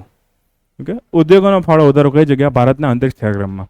આગળ એવો હેતુ હતો કે ઇસરોની સેવાઓને વૈશ્વિક બજાર સુધી પહોંચાડવી. અહીંયા જો ઊંધું સ્ટેટમેન્ટ થઈ ગયું. અહીંયા શું છે? ભારતીય ઉદ્યોગો કે બીજા કોઈ ઉદ્યોગો હોય એનો અંતરિક્ષમાં ફાળો વધારો. મતલબ જે હું 2 વેની વાત કરતો હતો એ પહેલા સ્ટેટમેન્ટમાંથી તમને આઈડિયા આવી ગયો. પછી શું લઈ ગયું? Small satellite. હવે જો 2019માં સંસ્થાની સ્થાપના કરી, હવે જે છે એવા સેટેલાઇટ નથી આવતા કે જે બહુ વધારે વજનના આવે, 5000 કિલોગ્રામના 10 એવા આવે છે પણ બહુ રેરલી આવે. ઓકે, તો હવે શું થઈ ગયું? નાના સેટેલાઇટ્સ, આ પેલો ડબ્બો છે કેમેરાનો, ઓકે, તમારા ઘરે ડિશ ટીવીનો ડબ્બો હોય એવડા પણ સેટેલાઇટ બનવા માંડ્યા. 100 કિલોગ્રામના, 200 કિલોગ્રામના, 500 કિલોગ્રામના નાના સેટેલાઇટ બનવા માંડ્યા. એના કરતાં પણ નાના સેટેલાઇટ આવે, 5 કિલોગ્રામના સેટેલાઇટ પણ આવે. હાથમાં લઈને ફરી શકો, ખબર ના પડે સેટેલાઇટ લઈને જાઓ છો. ઓકે, તો હવે ઘણા નાના સેટેલાઇટ આવવા માંડ્યા. હું તમને એમ કહું કે ભાઈ કોઈ બહુ મોટી મશીનરીઝ હોય, જેમ કે એટલી બધી બેન્ચીસ પહોંચાડવી હોય તો આપણે ટ્રકનો ઉપયોગ કરી શકીએ. ઓકે, હું એમ કહું કે આ બોલપેન પહોંચાડવી છે તો આને ટ્રકમાં મોકલાય? ના મોકલાય ને, અને કુરિયરમાં મોકલાય ને. સેમ ટુ સેમ આપણા PSLV અને GSLV એવા છે કે જે એક સાઇઝ માટે, એક એવા સેટેલાઇટ માટે બનાવવામાં આવે કે જેનું વજન 2000 કિલો, 1000 કિલો, 5000 કિલો એટલા ગ્રામનું હોય. તમે ઇમેજિન કરો, GSLV આખો જતો હોય જેની કેપેસિટી 10,000 કિલોગ્રામની હોય અને એમાં તમે 5-5 કિલોગ્રામના 20-25 સેટેલાઇટ મૂકે, કેવું ખરાબ લાગે ને. કેટલી સ્પેસ વધે એમાં. ઓકે, અને ખર્ચો પણ એટલો થાય, એટલું મોટું રોકેટ મોકલશું આપણે તો ખર્ચો પણ એટલો થવાનો, પ્લસ PSLV GSLV બનાવવામાં ટાઈમ પણ લાગે. તો આપણે નાના વાહનો બનાવવાનું ચાલુ કર્યું. નાના વાહનોને શું કહેવામાં આવશે? SSLV, small satellite launch vehicle. Okay, SSLV કહેવામાં આવેલું છે. SSLV કન્ટિન્યુ ન્યૂઝમાં હોય છે, એટલે લખી નાખો. જ્યારે પણ ન્યૂઝમાં આવે, જ્યારે પણ કરંટ અફેરમાં આવે ત્યારે તમારે SSLV વાંચવું પડશે. હમણાં 4-5 દિવસ પહેલાં ન્યૂઝમાં હતું એટલે જોઈ લેજો. SSLV, small satellite launch vehicle. Okay, SSLV, small satellite launch vehicle. Okay, તો વર્તમાન સમય જે ઉદ્યોગની ડિમાન્ડ છે કે નાના સેટેલાઇટ લોન્ચ કરવાની, એના માટે SSLV બનાવવામાં આવશે. અને એમાં પ્રાઇવેટ સેક્ટરનો ફાળો પણ છે, જો લખેલું છે. NSL શું કરશે? ખાનગી ક્ષેત્ર સાથે મળીને SSLV નિર્માણ કરવાનું ટ્રાય કરશે. ઓકે, અને આને આખી જેટલી પણ સેવા છે એને ઇન્ડસ્ટ્રી સાથે કનેક્ટ કરવામાં આવશે, લાઇસન્સિંગ આપવામાં આવશે, સબ લાઇસન્સિંગ આપવામાં આવશે. એનો મતલબ શું થયો કે માની લો કે SSLV અથવા તો સ્મોલ સેટેલાઇટને લગતી જે પણ ટેકનોલોજી જે છે, ફોર એક્ઝામ્પલ કોઈ કંપની, ફોર એક્ઝામ્પલ ટાટાવાળા જે છે, હવે ટાટાવાળાને એવું થયું કે હાલો હું સેટેલાઇટ બનાવવામાં, SSLV બનાવવામાં સરકારને ફાળો આપું. પણ હવે ટાટાવાળા અત્યાર સુધી સ્પેસમાં કામ કરેલું છે? નથી કરેલું. ઓકે, અદાણીવાળા ક્યારે સ્પેસમાં કામ કરેલું છે? નથી કરેલું. અંબાણીવાળા કરેલું? નથી કરેલું. પણ સરકારને આ કંપની ઉપર ભરોસો છે, એટલે આ કંપનીને શું મળશે? એક મેઇન મોટું લાઇસન્સ મળશે કે તમારે એટલા 10 SSLV બનાવવાના છે. હવે ટાટાવાળા એવી બીજી 10 કંપની કે 5 કંપની કે 2 કંપની ગોતી લેશે કે જે એને SSLV બનાવવામાં ફાયદો કરી શકે. ટાટાવાળા શું કરશે? ઉપરથી સુપરવિઝન રાખશે કે હા SSLV બરાબર બને છે, ફંડનો પ્રોપર યુઝ થાય છે, મટીરિયલ સારું વાપરે છે, ઇસરોએ જે પણ આપણને સ્ટાન્ડર્ડ્સ કીધા છે, જે પણ રેગ્યુલેશન કીધા છે, ફોલો થાય છે કે નથી થતા. તો ટાટાવાળા શું કરશે? સબ લાઇસન્સિંગ કરશે. ટાટા, અદાણી, અંબાણી જે પણ મોટી મોટી કંપની છે ડાયરેક્ટલી પોતે તો નથી બનાવવાની, કાં કોઈ કંપનીને એક્વાયર કરી લેશે, કાં તો એ બીજી જગ્યાએ આપી દેશે અને સબ લાઇસન્સિંગ કરશે. તો સબ લાઇસન્સિંગ પણ થવાનું છે ફ્યુચરમાં. હજી તો સ્ટાર્ટિંગ થઈ છે ધીમે ધીમે. ઓકે, તો SSLV છે. અને ફ્યુચરમાં આપણે PSLV પણ ખાનગી બનાવશું. ઓકે, હવે ઇસરોનું કામ વધારે પડતું રિસર્ચનું થઈ જશે. તમે જો PSLV બનાવવામાં કેટલો ટાઈમ જાય છે ખબર છે? 70 થી 72 દિવસ, કોઈ વાર તો 90 દિવસ પણ વયા જાય. તો ઇસરોના સાયન્ટિસ્ટ જે છે, ઓકે, અને એના જે પણ સ્ટાફના લોકો હોય એ વર્ષમાં આવા 2-3 PSLV બનાવે તો અડધું પોણું વર્ષ તો એમનામ જ વયું ગયું ને. PSLV બનાવો, PSLV બનાવો, PSLV બનાવો. તો રિસર્ચ ક્યારે કરશે? રોજ અને રોજ લેબર વર્ક કર્યા રાખે તો રિસર્ચ ક્યારે કરશે? ઓકે, તો અત્યારે નાસાનું કામ જો, નાસા શનિનો ગ્રહ હોય એના પછીની પણ જે પણ વિસ્તાર હોય એનું રિસર્ચ કરે છે. આજુબાજુની જે મિલ્કી વેસ હોય, કે આપણી જે મિલ્કી વે છે એના સિવાયની કોઈ પણ બીજું બ્રહ્માંડ હોય એનું રિસર્ચ કરે છે. સૂર્ય વિશે અલગ અલગ રિસર્ચ કરે છે. હવે ઇસરોને એટલો ટાઈમ તો મળવો જોઈએ ને રિસર્ચ કરવાનો. ઓકે, તો ઇસરોનું કામ ઓછું થાય, ઇસરોનો કાર્યબળ ઓછો થાય, એના માટે ફ્યુચરમાં શું કરવામાં આવશે? SSLV અને PSLV ખાનગી ક્ષેત્ર દ્વારા બનાવવામાં આવશે. ઇસરોવાળા છેલ્લે શું કરશે? સર્ટિફિકેટ આપી દેશે, એનું ચેકિંગ કરી લેશે કે હા આટલા આટલા સ્પેર પાર્ટ છે, આટલી એટલી ક્વોલિટી છે, આ રીતે ફંક્શન કરે છે, એક ટ્રાયલ કરી લેશે. અને જો સારું થતું હોય તો મોટું ટેન્ડર આપશે કે હા હવે આખું વર્ષ તમે જ બનાવો. ઓકે, તો ઇસરોનો પોતાનો કાર્ય બહુ જ ઓછો થાય. ઇસરો પોતાનો કાર્યક્રમ જે છે એ વધારે પ્રોડક્ટિવ વેમાં યુઝ કરી શકે, પોતાનો જે પણ ટાઈમ છે એમાં યુઝ કરી શકે. તો એના માટે આ કામ કરવામાં આવશે અને એ બધામાં મદદ કોણ કરશે? NSL, new space India limited જે છે આ બધામાં મદદ કરવાનું. તો ફ્યુચરમાં એવી ન્યૂઝ તમે સાંભળશો કે અદાણી, અંબાણી, ટાટા કે બીજી કોઈ કંપની ભારતના PSLV બનાવશે, ભારતના SSLV બનાવશે. અને આ ન્યૂઝ સાચી હશે કેમ કે અત્યારથી જ આપણો એ પ્રોગ્રામ છે. ઓકે, તો ખાનગી ક્ષેત્રનો ફાળો ફ્યુચરમાં વધારવામાં આવશે. ઉપકરણો નહીં, આમાં ઉપકરણો આવશે કે ભાઈ સ્પેસના જે પણ ઉપકરણો હોય, સેવા હોય, એનું પ્રોડક્શન અને માર્કેટિંગ તો કરવાનું. મતલબ કે જે અંતરિક્ષનું કામ હતું એ કામ તો ઓલરેડી છે. આગળના 3 કામ જે છે એ નવા આપવામાં આવ્યા છે. બીજું એક શબ્દ છે ટેકનોલોજી ટ્રાન્સફર કરવું. આનો મિનિંગ શું થાય ટેકનોલોજી ટ્રાન્સફરનો? મને કેવો જોઈએ?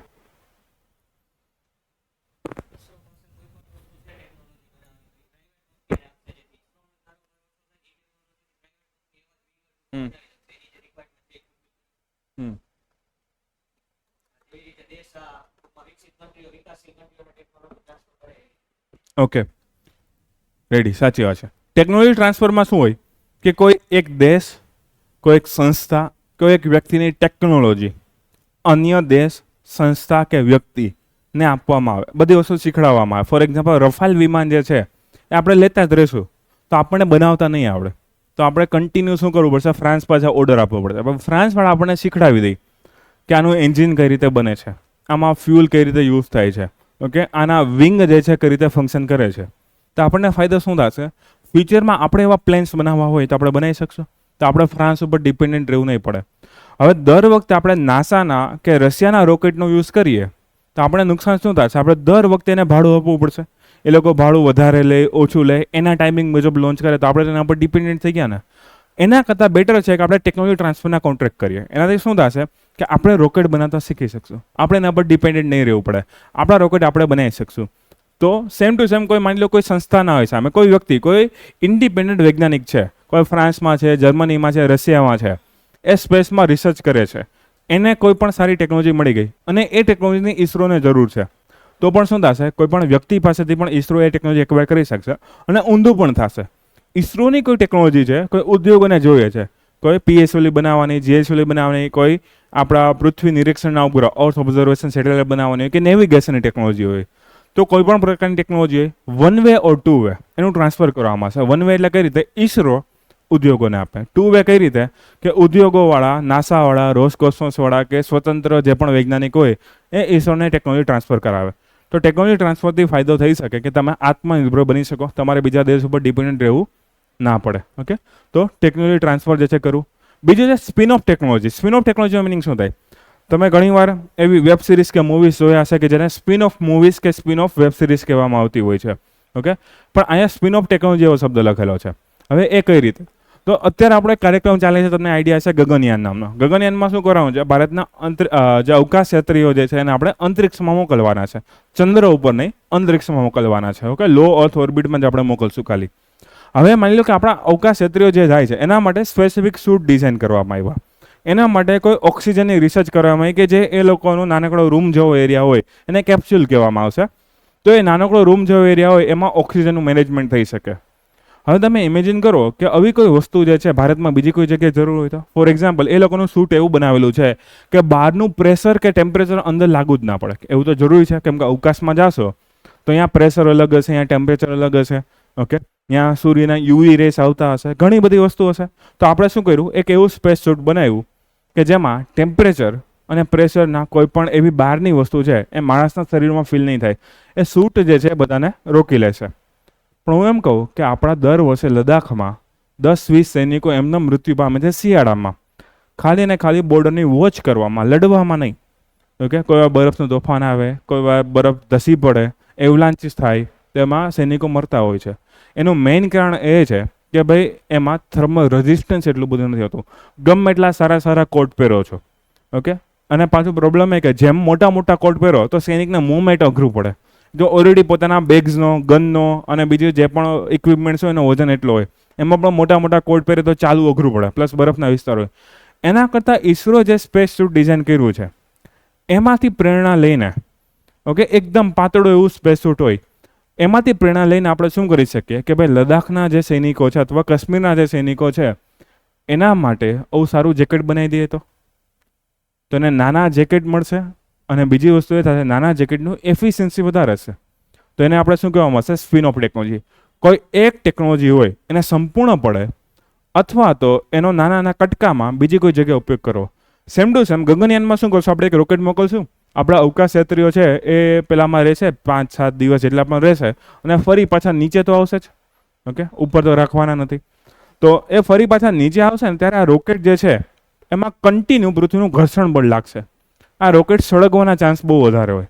હવે ઘણા એવા કિસ્સા થયા છે કે રોકેટ જેવું નીચે આવતું હોય ને એવું સળગી ઉઠે, કેમ કે પૃથ્વીનું ઘર્ષણ બળ બહુ લાગે.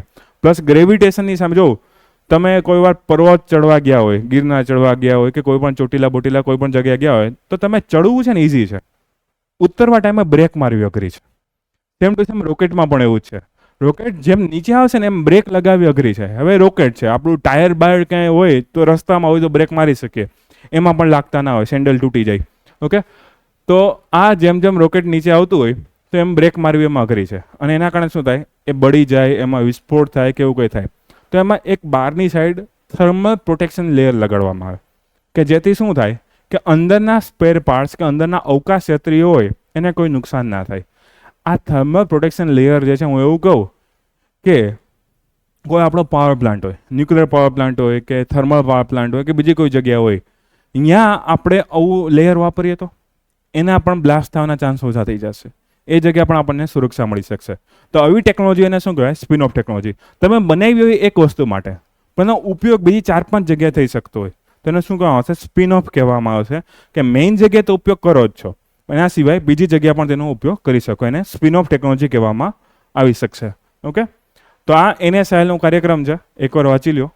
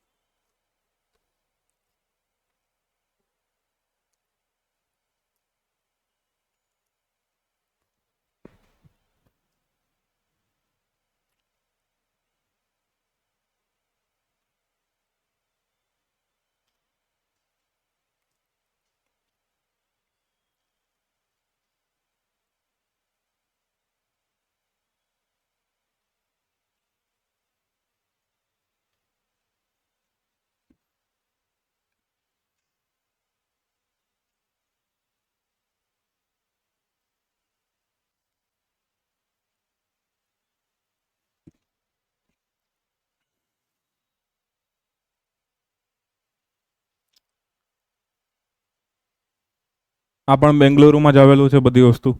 Okay, ready? વચાઈ ગયું? આ 3 કાર્યક્રમ ખાસ યાદ રાખજો, એ પૂછવાની શક્યતા વધારે હોય.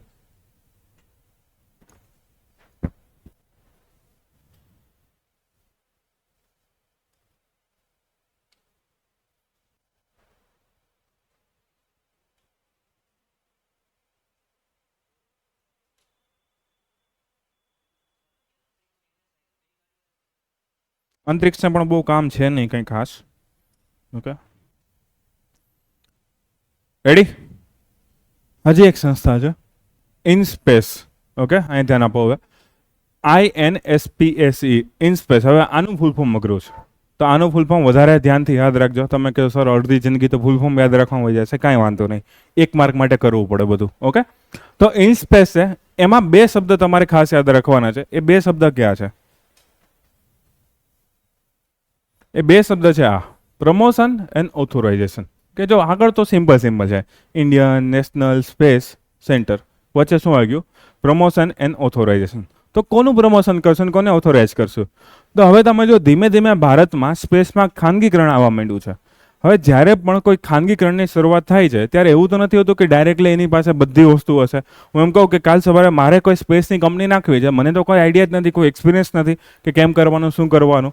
તો મને કોઈ પ્રમોટ કરે, ઓકે, મને ISRO-વાળા કે ભારતની કોઈ કંપની જે છે, સરકારની સંસ્થા જે છે, કોઈ પ્રમોટ કરે કે હા તમે આ જગ્યાએ બેંગ્લુરુમાં આવી જાઓ, ઓકે, અહીંયા કંપની નાખી દો, ત્યાં તમે આવા પ્રકારનું રિસર્ચ કરો, અમારે એની વધારે જરૂર છે. તો મને આઈડિયા આવે કે મારે કઈ જગ્યાએ કામ કરવાનું છે. એ લોકો મને એમ કહે કે ભાઈ આટલા સાયન્ટિસ્ટ છે જે ISRO-માંથી છૂટા પડેલા છે કે બીજા દેશમાંથી છૂટા પડેલા છે, એને તમે એમ્પ્લોયમેન્ટ આપી શકો અને એનો તમે મદદ લઈ શકો રિસર્ચમાં. તો મને આઈડિયા આવે. તો જે પણ કોઈ નવી ખાનગી કંપની હશે, ઓકે, જે પણ સ્ટાર્ટઅપ્સ હશે, એને બધી વસ્તુ નહીં આવડતી હોય, એને સ્પેસમાં જ નવા હશે, કેમ કે ભારતમાં સ્પેસ સેક્ટર હમણાં જ ઓપન થયું છે. એવું તો નથી કે વર્ષોથી ટાટા સ્ટીલ જેવું તો છે ને કે વર્ષોથી કાર્યક્રમ સ્ટીલ બનાવતા જ રહેતા હોય. તો સ્પેસ સેક્ટર નવું છે, તો એને પ્રમોશનની જરૂર છે. હું પણ સાયન્સ નવું તો તમને એમ પ્રમોટ કરું, આ વાંચો તે વાંચો, પછી એકવાર વચાઈ જાય પછી વાંધો નહીં કે ભાઈ હા હવે ઘણું વાંચી લીધું તમે. ઓકે, તો સ્ટાર્ટિંગમાં શું કરવું પડે? પ્રમોટ કરવું પડે, પ્રમોશન કરવું પડે કે હા તમારે આ જગ્યાએ રિસર્ચ કરવાનું છે, આવી વસ્તુ બનાવવામાં ધ્યાન આપવાનું છે, આ ફ્યુલમાં તમે રિસર્ચ કરશો તો અમને લાભ થશે. ઓકે, આ જગ્યાએ તમે રિસર્ચ કરશો તમને નાસામાં, રોસકોસ્મોસમાં કે જાપાનની એજન્સી જે છે એ લોકોને પણ કામ આવી શકશે. તો XYZ જે પણ જગ્યા હોય એમાં પ્રમોટ કરવાની છે આપણે. કોને? ભારતની જે પણ સ્પેસ કંપનીઝ હોય, જે પણ સ્પેસ સ્ટાર્ટઅપ્સ હોય એને. પણ પ્રમોશનથી એકલું નહીં થાય. ઓકે, હું કંપની બનાવું કોઈ ફ્યુલ બનાવવાની અને એ ફ્યુલ આકાશમાં જઈને બ્લાસ્ટ થઈ જાય, ઓકે, એને રેગ્યુલેટ પણ કરવું પડે, એને નિયંત્રણ પણ રાખવું પડે. તો એના જે પણ નીતિ નિયમ હોય એ જાણીને પછી એને ઓથોરાઇઝ કરવાનું કે હા એણે મારી વસ્તુ જોઈ લીધી કે ભાઈ આ ભાઈ ફ્યુલ સરખું બનાવે છે, બોમ્બ નથી બનાવતા, ફ્યુલ બનાવે છે. ઓકે, તો ફ્યુલ બનાવે, એના બધા સર્ટિફિકેટ મળી જાય, એક્સ્ટ્રીમ કન્ડિશનમાં એ લોકો ચેક કરી લે, પછી મને ઓથોરાઇઝ કરશે. હા, હવે તમે ઓપન માર્કેટમાં પાર્ટિસિપેટ કરી શકશો, તમે ISROને વસ્તુ સપ્લાય કરી શકશો, અથવા તો તમારે વિદેશમાં કોઈ પણ જગ્યાએ ભાગીદારી કરવી હોય તો કરી શકશો. તો એને ઓથોરાઇઝેશન આપવું પડે, કેમ કે સ્પેસ સેક્ટર એવું છે કે બહુ સેન્સિટિવ છે. હું કોઈ ઉપગ્રહ બનાવું હવે તમને ખબર છે અત્યારે તમે જે પણ વાતચીત કરતા હોય, જે પણ ટાઈપિંગ કરતા હોય, એને રિલેટેડ એડવર્ટાઇઝમેન્ટ આવવા માંડે છે. ઓકે, તમે 4-5 વાર કાશ્મીર સર્ચ કરશો, કાશ્મીરના ટૂર પેકેજ આવવા માંડશે, આવી જાય છે. ઓકે, તમે શર્ટ બોલશો, શૂઝ બોલશો, ઘડિયાળ બોલશો, એટલે એવી વસ્તુ તમને સજેશનમાં મોબાઈલમાં આવવા માંડે છે. હવે આ બધી વસ્તુ જે છે એ ટેલિકોમ કંપનીઝને કે ગૂગલના સર્ચ એન્જિનને કે જે પણ બ્રાઉઝર તમે યુઝ કરતા હોય એને આઈડિયા હોવાની છે. સાચી વાત છે. તમે ઓટીપી તમે વાંચો એ પહેલાં જે પણ એપ્લિકેશન વાંચી લેતી હોય, તો રાઇટ ટુ પ્રાઇવસી ખાલી પોલિટીમાં જ આવશે, સાયન્સમાં નહીં આવે. ઓકે, તો આ તમે જો કે આટલી બધી જેટલી પણ વસ્તુ છે એ આટલી અલગ અલગ કંપનીઝને ખબર હોય. ઇવન એની પાસે પોતાનો સેટેલાઇટ નથી, તો જેની પાસે પોતાનો સેટેલાઇટ હોય એને તો કેટલી વસ્તુની ખબર હશે. તમે એકવાર ઇસરોની વેબસાઇટ જો, એમાં છે ને અલગ અલગ પ્રકારના મેપ આપેલા છે. એ મેપને તમે ઝૂમ કરતા જાજો, ઓકે, તો ઇવન તમારી અગાસીમાં સૂકવેલા કપડાં પણ દેખાશે. અને આટલા તો ઓપન સોર્સમાં મૂકેલા છે ઇસરોએ. સમજો છો કે એણે એક લિમિટેશન રાખેલી છે કે ભાઈ આટલા 10 મીટરથી 5 મીટરથી વધારે ઝૂમ નહીં થાય. મારા ઘરની બહાર કોઈ ગાડી કોકે મૂકી ગયું હોય ને તો દેખાય, અને એ ડેટા અમુક સમય અપડેટ થતો રહે. જો વિચાર કરો, ઇસરો પાસે આવા કેમેરા હોય, પ્રાઇવેટ સેક્ટર પાસે આવા કેમેરા આવી જાય, તો આનો મિસયુઝ તો થઈ શકે ને. સેમ ટુ સેમ ડેટા એવા આવી જાય તો પણ મિસયુઝ થવાના કે લીક થવાના ચાન્સ વધી જાય. તો એને શું કરવું પડે? રેગ્યુલેટ કરવું પડે, એને કંટ્રોલ કરવો પડે. એના માટે તમારે પ્રોપર ઓથોરાઇઝેશન સેન્ટર જોઈએ. તો ઇનસ્પેસવાળા એવું નથી કે ખાલી કંપનીને પ્રમોટ કરશે, હા તમે આમ કરો તેમ કરો, બધા કરતા રહ્યો, એવું નહીં. તમે આ કરો પણ આટલા નીતિ નિયમો ફોલો કરવાના, આટલું સર્ટિફિકેટ લેવાનું, આવું લાયસન્સ લેવાનું, તો જ તમે આવી વસ્તુ કરી શકશો, બાકી આવું નહીં કરી શકો. ઓકે, તો પ્રમોશનનું કામ અને ઓથોરાઇઝેશનનું કામ કોને? પ્રાઇવેટ કંપનીઝને. એનએસએલનું કામ શું હતું? પ્રાઇવેટ કંપની સાથે ભાગીદારી વધારવાનું. પણ પ્રાઇવેટ કંપનીને ચાલુ જ કરવી, એને પ્રમોટ કરવી, એને ઓથોરાઇઝ કરવી, એ કામ કોનું છે? ઇનસ્પેસનું છે. અને આ સંસ્થા તો આના કરતાં પણ નવી જ છે, હમણાં જે છે એની સ્થાપના થઈ છે, અને આનું હેડક્વાર્ટર અહીંયા બાજુમાં જ આવેલું છે. ઓકે, અમદાવાદમાં. અમદાવાદમાં બોપલ નામનો એરિયા છે, લગભગ કોકે જોયેલો છે, કોઈ નહીં જોયેલો હોય, આટા મારતા આવજો. ઓકે, તો હા, બહુ નજીક ના જતા, અહીંયા બહાર જવાનો ઊભા હોય છે બંદૂક લઈને, તો જેવા તેવા લોકો આવી જાય તો ગોળીબાર કરી શકે છે. ઓકે, તો ધ્યાન રાખજો. તો અમદાવાદમાંનું હેડક્વાર્ટર આવેલું છે. તો એક સાવ સીધો એમસીક્યુ છે, એકાદી વાર તો એમસીક્યુ પૂછાઈ પણ ગયો છે. તો ઇન સ્પેસ છે એ. ઓકે, હવે એના સિવાય તમારા 2 શબ્દ યાદ રાખવાના. પ્રમોશન માટે તમારે શું કરવું પડશે? ફેસિલિટેશન આપી, અલગ અલગ ફેસિલિટી આપવી પડશે. કદાચ માની લો કોઈ સેટેલાઇટ બનાવ્યો છે, માની લો મેં સેટેલાઇટ બનાવ્યો, પણ મારે લોન્ચ ક્યાં કરો? મારી પાસે તો પોતાનું લોન્ચ યાન ના હોય, એટલા પૈસા તો હોય નહીં, કરોડો રૂપિયા, 200-500 કરોડ રૂપિયાનું લોન્ચ યાન બને એક ખાલી. ઓકે, તો એની આખી ફેસિલિટીઝ તો કેટલી મોંઘી બનતી હોય. તો મેં માની લો સેટેલાઇટ બનાવી દીધો, પણ મને કોઈ ફેસિલિટી આપવાવાળું તો જોઈએ ને કે જે મારો આ સેટેલાઇટ લોન્ચ કરાવી શકે. તો એના માટે જે છે ઇનસ્પેસ મને અલગ અલગ ફેસિલિટીઝ આપશે. કોઈ ઇન્ફ્રાસ્ટ્રક્ચર ઇસરોનું હોય એ મને યુઝ કરવાની પરમિશન આપશે. એના સિવાય એ ઇન્ફ્રા યુઝ કરવામાં કોઈ પ્રોબ્લેમ ના આવે. ઓકે, હું કોઈ એ લોકોને પ્રોબ્લેમ ક્રિએટ ના કરું. તો એના માટે લોકો શું કરશે? મારો નિયમન કરશે કે ભાઈ તમારે આ એરિયા જ યુઝ કરવાનો છે, બીજા એરિયામાં તમારે આવવાનું નથી. ઓકે, તો જે પણ સ્ટાર્ટઅપ્સ હોય એ સ્ટાર્ટઅપને અલગ અલગ ફેસિલિટી પણ આપશે અને એનું રેગ્યુલેશન પણ કરશે. આ બંનેની રિલેટેડ જ શબ્દો છે, પ્રમોશન એન્ડ ઓથોરાઇઝેશનના. ઓકે, તો એને રિલેટેડ છે ફેસિલિટેટર અને રેગ્યુલેટર. તો તમને એવો પ્રશ્ન પૂછાય, ઇનસ્પેસના મુખ્ય 2 કાર્ય ક્યાં છે? તો આ 2 યાદ રાખો, ફેસિલિટી આપવાનું ને રેગ્યુલેશન કરવાનું. ઓકે, તો પેલા ફૂલ ફોર્મ લખી નાખો જેને બાકી છે, અને આ 2 શબ્દ લખી નાખો ખાસ.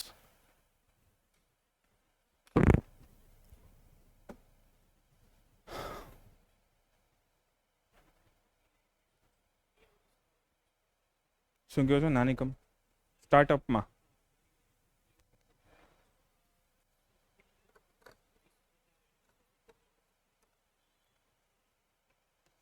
કહું હમણાં. ઓકે, હવે તમે જો આ એક એવી સંસ્થા છે જે અલગ અલગ કંપનીનું મેનેજમેન્ટ કરશે, એનું ધ્યાન રાખશે. તો આને ઇસરોની હેઠળ તો ના મુકાય, કેમ કે ઇસરો ખુદ એક કંપની છે, એક સંસ્થા છે. તો આને અત્યારે એવું કરવામાં આવ્યું કે એને સ્વાયત્ત, એને ઓટોનોમસ બનાવવામાં આવી. જેમ કે ઘણી સંસ્થા ભારતમાં ઓટોનોમસ સ્વાયત્ત રીતે ફંક્શન કરતી હોય છે, જેમ કે એનજીટી છે, તમને આઈડિયા છે, નેશનલ ગ્રીન ટ્રિબ્યુનલ હોય તો એ ઓટોનોમસ સંસ્થા હોય કે ભાઈ પોતાની રીતે પોતાનું બધું મેનેજમેન્ટ કરે, ડે ટુ ડે અફેરમાં કોઈ દખલગીરી ના થતી હોય. તો ઘણી ઓટોનોમસ સંસ્થા હોય છે. એ રીતે ઇનસ્પેસ એક ઓટોનોમસ સંસ્થા બનાવવામાં આવી, પણ હજી એને એમનેમ ના મૂકી દેવાય. હજુ એને ડિપાર્ટમેન્ટ ઓફ સ્પેસ હેઠળ મૂકેલી છે. ફ્યુચરમાં કદાચ એને ફૂલ્લી ઇન્ડિપેન્ડન્ટ સંસ્થા બનાવવામાં આવે, પણ અત્યારે એને સરકારની વોચ હેઠળ રાખવામાં આવેલી છે. કેમ કે આમાં એક પોઈન્ટ એવો ખાસ છે આ એવી સંસ્થા છે, જો આગળનામાં મેં ક્યાંય એવું કીધું નથી કે એમાં પ્રાઇવેટ મેમ્બર્સ હશે. આના બોર્ડમાં, આના મેમ્બર્સમાં પ્રાઇવેટ મેમ્બર્સ, ખાનગી સભ્ય હોવાના છે. તમે કોઈ જગ્યાએ કંઈક સારું મેનેજમેન્ટ કરેલું હોય, કાંઈ ઇન્ટરનેશનલ સ્પેસ લો ભણેલા હોય, કોઈ જગ્યાએ તમે એવું કામ કરેલું હોય કે જે સ્પેસ સાયન્સમાં કામ આવતું, તો તમે આમાં પાર્ટિસિપેટ કરી શકો. મતલબ તમે કેવા મેમ્બર થયા? ખાનગી મેમ્બર થયા. તમે સરકારના સભ્ય નથી. હવે ખાનગી સભ્ય આવશે, હવે તો ગમે એને પ્રમોટ કરી દે, ગમે એને ફેસિલિટી આપી દે, ગમે એને રેગ્યુલેટ કરે ના કરે સરખું. તો એમાં ધ્યાન રાખવું પડે કે ભાઈ ખાનગી સભ્ય છે એ સરખું કામ તો કરે છે ને. ઓકે, તો એમાં સરકારના સભ્ય અને ખાનગી સભ્યો અત્યારે મિક્સમાં છે. ઘણા આઈએસ ઓફિસર્સ હોય, ઘણા ઇસરોના જૂના હેડ હોય, એને આમાં મૂકવામાં આવ્યા હોય ધ્યાન રાખવા માટે. તો આમાં સરકારના સભ્યો પણ છે અને ખાનગી સભ્યો પણ છે. તો ખાનગી સભ્યને મૂકવામાં શું કામ આવ્યા? તો ભાઈ ખાનગી લોકોને કઈ ફેસિલિટીની જરૂર છે, એને કયા પ્રમોશનની જરૂર છે, એને કઈ કઈ જગ્યાએ ટેક્સ બેનિફિટની જરૂર છે, એ ખાનગી સભ્ય જો હશે તો વધારે સારી રીતે કહી શકશે કે ભાઈ ખાનગી સભ્યની માંગ આવી છે. હવે એવી માંગ ઇનસ્પેસવાળા ડિપાર્ટમેન્ટ ઓફ સ્પેસને કહેશે. ઓકે, ને ડિપાર્ટમેન્ટ શું કરશે? એવી પોલિસી બનાવી શકે કે હા આવી રીતે ખાનગી સંસ્થાને પ્રમોટ કરી શકાય. હું તમને લોકોને પૂછું જ નહીં કે ભાઈ તમને કયા સબ્જેક્ટમાં પ્રોબ્લેમ છે અને ડાયરેક્ટ સાયન્સ જ ભણાવતો રહો તો થવાનું નથી, તો તમે પાસ નથી થવાના. ઓકે, તો જનરલી હું તમને પૂછું કે સાયન્સમાં પ્રોબ્લેમ છે, જિયોગ્રાફીમાં પ્રોબ્લેમ છે, પોલિટીમાં પ્રોબ્લેમ છે, કઈમાં પ્રોબ્લેમ છે, ઇંગ્લિશમાં પ્રોબ્લેમ છે, કઈ જગ્યાએ પ્રોબ્લેમ છે, તો વધારે બેટર મેનેજમેન્ટ થઈ શકે. સેમ ટુ સેમ જે પણ પ્રાઇવેટ સ્પેસ કંપની છે એને પૂછવામાં આવે, એના મેમ્બર્સ જો તમારા મેનેજમેન્ટમાં હોય તો ફાયદો થવાનો છે. ઓકે, તો એ હેતુથી પ્રાઇવેટ મેમ્બર્સને આમાં એન્ટ્રી આપવામાં આવી છે. પણ પ્રાઇવેટ મેમ્બર્સે એમનું ફંક્શન કરવા ના દેવાય. એઝ ઓફ નાઉ અત્યારે નવી સંસ્થા બનેલી છે, હજી હમણાં જ એડ્યુકેટર ઓપન થયું છે આનું. ઓકે, તો એના કારણે શું કરવાનું? એઝ ઓફ નાઉ એને ડિપાર્ટમેન્ટ સ્પેસ હેઠળ રાખવાનું. કદાચ ફ્યુચરમાં તમને અપડેટ આવે કે ભાઈ હવે ઇન સ્પેસ ઇન્ડિપેન્ડન્ટલી ફંક્શન કરશે. ઓકે, અત્યારે ઇસરો અને ઇન સ્પેસ સરખા લેવલ ઉપર છે એમ કહી શકાય, પણ ઓન પેપર. પ્રેક્ટિકલી તો એવું જ છે કે ઇસરોના જે ચેરમેન હોય ને, ભારતનું એક સ્પેસ કમિશન છે, એના પણ એ મેમ્બર હોય છે અને સ્પેસ કમિશન અત્યારે ઇન સ્પેસનું હેન્ડલિંગ કરે છે. ઓકે, તો ડિપાર્ટમેન્ટ ઓફ સ્પેસ કમિશન એ બધાનું હેન્ડલિંગ જે છે એમાં ઇસરોના ચેરમેનનો બહુ મોટો રોલ હોય છે. તો ઇસરોના ચેરમેનનો અત્યારે જે વોઇસ કહેવાય, જેનો કમાન્ડ કહેવાય, બહુ મોટો છે. પણ ફ્યુચરમાં કદાચ એવું થાય કે આનો ફાળો ઇસરો કરતાં પણ વધી જાય, ઇસરોની સમકક્ષ પણ થઈ જાય. અત્યારે એઝ ઓફ નાઉ નવી સંસ્થા છે એટલે ક્યાં મૂકવામાં આવી? DOSની હેઠળ એને મૂકવામાં આવી છે. ફ્યુચરમાં એને ફૂલ્લી ઇન્ડિપેન્ડન્ટ બનાવવામાં આવી શકાશે. હવે બીજી વસ્તુ, ભારતમાં સ્પેસ ઇકોનોમી જનરેટ કરવી હોય, ભારતમાં અલગ અલગ કંપનીઓ જે છે સ્પેસમાં ફાળો આપી શકે, એના માટે આ લોકો એક નવો વિચાર કરો. ફોર એક્ઝામ્પલ, ભારતમાં ટીવીને લગતા, ટેલિકોમ્યુનિકેશનને લગતા, ટીવીને લગતા કે બીજે કોઈ લગતા 10 કોમ્યુનિકેશન સેટેલાઇટની જરૂર પડવાની છે આવનારા 5 મહિનામાં. એવું એનાલિસિસ ઇન સ્પેસે કર્યું. ઓકે, 10 સેટેલાઇટની જરૂર પડવાની તમને લોકોને. હવે હું એવું વિચારું કે ભાઈ 10 સેટેલાઇટની જરૂર પડવાની, ઇસરો પાસે એટલો ટાઈમ નથી કે 10 સેટેલાઇટ બનાવીને લોન્ચ કરી શકશે. હું એક એડવર્ટાઇઝમેન્ટ મૂકું કે 10 સેટેલાઇટનું નિર્માણ કાર્ય કરવાનું છે. હવે એમાં ભારતની જે મેઇન સ્પેસ કંપનીઝ જે છે એમ કહે કે હા અમે સેટેલાઇટ બનાવી શકીએ છીએ, પણ અમારા સેટેલાઇટ તમે વેચી આપો. તો ઇનસ્પેસ શું કરશે? એક મિડલમેન તરીકે કામ કરશે. આ લોકોને ફોર એક્ઝામ્પલ રિલાયન્સ વાળાને 10 સેટેલાઇટ જોઈએ છે, ટાટા વાળા 10 સેટેલાઇટ બનાવી શકે છે, તો એ બંનેને કનેક્ટ કોણ કરશે? ઇનસ્પેસ વાળા કનેક્ટ કરશે. એવું શું કામ? હવે રિલાયન્સ વાળા અને ટાટા વાળા અલગથી કોન્ટ્રાક્ટ શું કામ ના કરે? તો કે ભાઈ નીતિ નિયમો બેમાંથી એક માને નહીં તો ટાટા વાળા કોઈ અલગ ક્વોલિટી આપે, રિલાયન્સ વાળા અલગ ક્વોલિટી જોતી હોય તો ટાટા વાળા ટાઈમ પીરિયડ જે છે 10, 15, 20 દિવસ મોડું થઈ ગયું, 2-4 મહિના મોડું થઈ ગયું, તો એનું કમ્પેન્સેશન કેટલું આપવાનું, એની પેનલ્ટી કેટલી લાગશે, તો એ બધું મેનેજમેન્ટ કોણ કરશે? ઇનસ્પેસ વાળા મેનેજમેન્ટ કરશે. કે ટાટા વાળા 10 સેટેલાઇટ બનાવ્યા, રિલાયન્સ વાળા આપ્યા, એક કોન્ટ્રાક્ટ કોના થ્રુ થશે? એ કોન્ટ્રાક્ટ ઇનસ્પેસ થ્રુ કોન્ટ્રાક્ટ કરવામાં આવશે. મતલબ કે હવે થર્ડ પ્રકારનું ખાનગીકરણ સ્ટાર્ટ થઈ ગયું. અંતરિક્ષનું કામ શું હતું? ઇસરોની સેવા ગામને આપવાની. NSLનું કામ શું હતું? ગામની સેવા જે છે એનો લાભ ઇસરો લેશે, ઇસરોની સેવા જે છે ઉદ્યોગોને આપવાની. બંને વસ્તુ હતી. હવે આમાં થર્ડ વસ્તુ આવી, કંપની એ કંપની બી એકબીજાની સેવાનો યુઝ કરે. ઓકે, અને એનું મેનેજમેન્ટ કોણ કરશે? ઇનસ્પેસ. મતલબ કે હવે આમાં ઇસરો વચ્ચે ક્યાંય રહ્યું નથી. ઓકે, તો આનાથી ફાયદો શું થશે?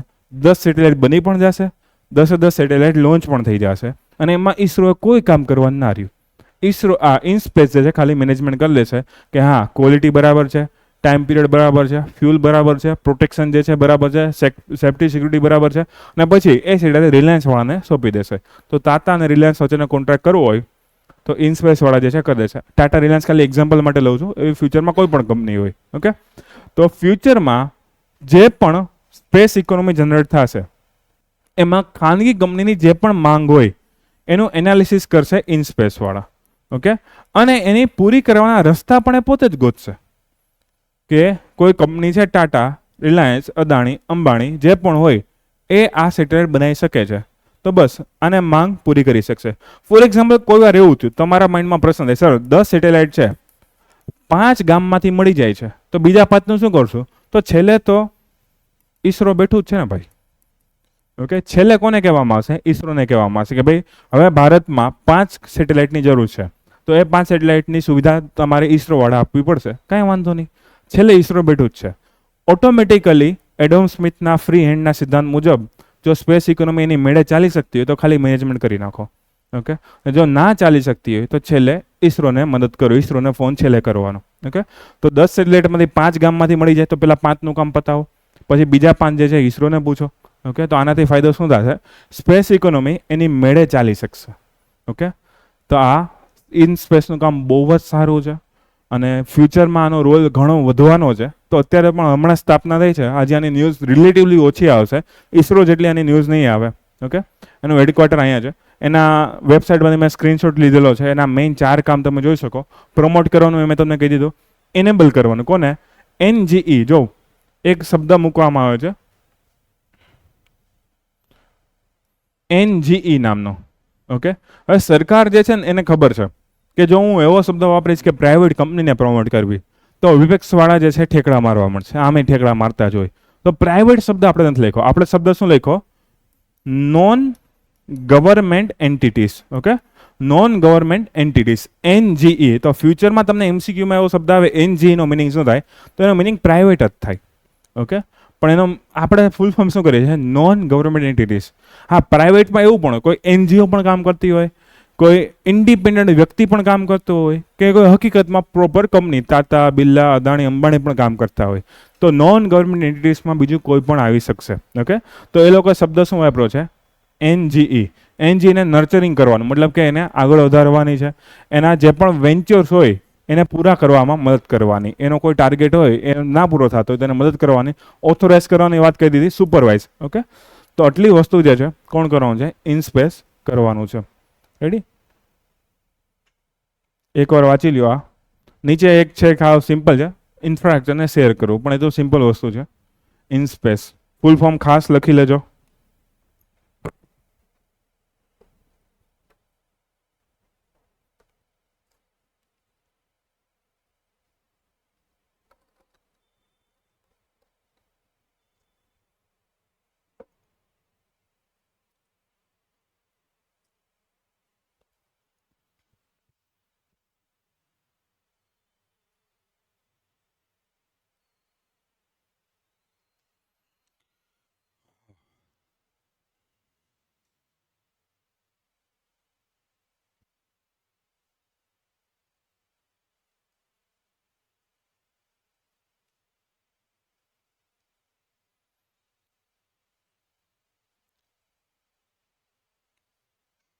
રેડી? આવડી સ્લાઇડ, પાછળની સ્લાઇડ વાંચી લો એકવાર.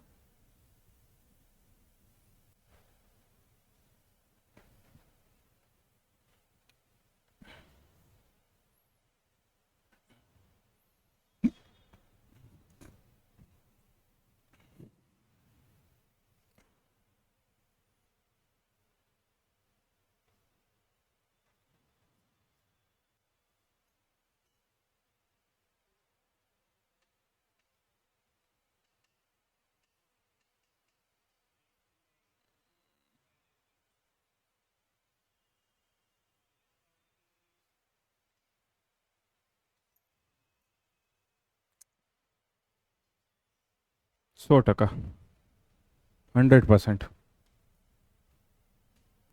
ઓકે, નેક્સ્ટ છે ઇન્ડિયન સ્પેસ પોલિસી. પણ એક તમને પહેલાં એક હોમવર્કમાં આપી દો એક વસ્તુ. ક્યાં ગયો? હા, એક બીજી સંસ્થા પણ જેને કહેવાય ISPA. હવે તમારે ગોતો ને આટલી સંસ્થા તમે ભણાવી, એક તમે ગોતજો એના બેઝિક પોઈન્ટ જે છે એ. ISPA ફૂલ ફોર્મ શું છે, ક્યારે સ્થાપના થઈ, એનું મેઇન કાર્ય શું કરતી હોય, જે આ બધામાં ભણીએ છીએ એવા 3-4 પોઈન્ટ તમારે ગોતવાનું. બહુ ડિટેલમાં નહીં જવાનું. આ 4-5 જે બેઝિક પોઈન્ટ જોઈએ છે બધી સંસ્થામાં જોયા એવા બેઝિક પોઈન્ટ તમારે જોવાના છે ISPA માટેના. ઓકે, ગોતજો બધા લોકો.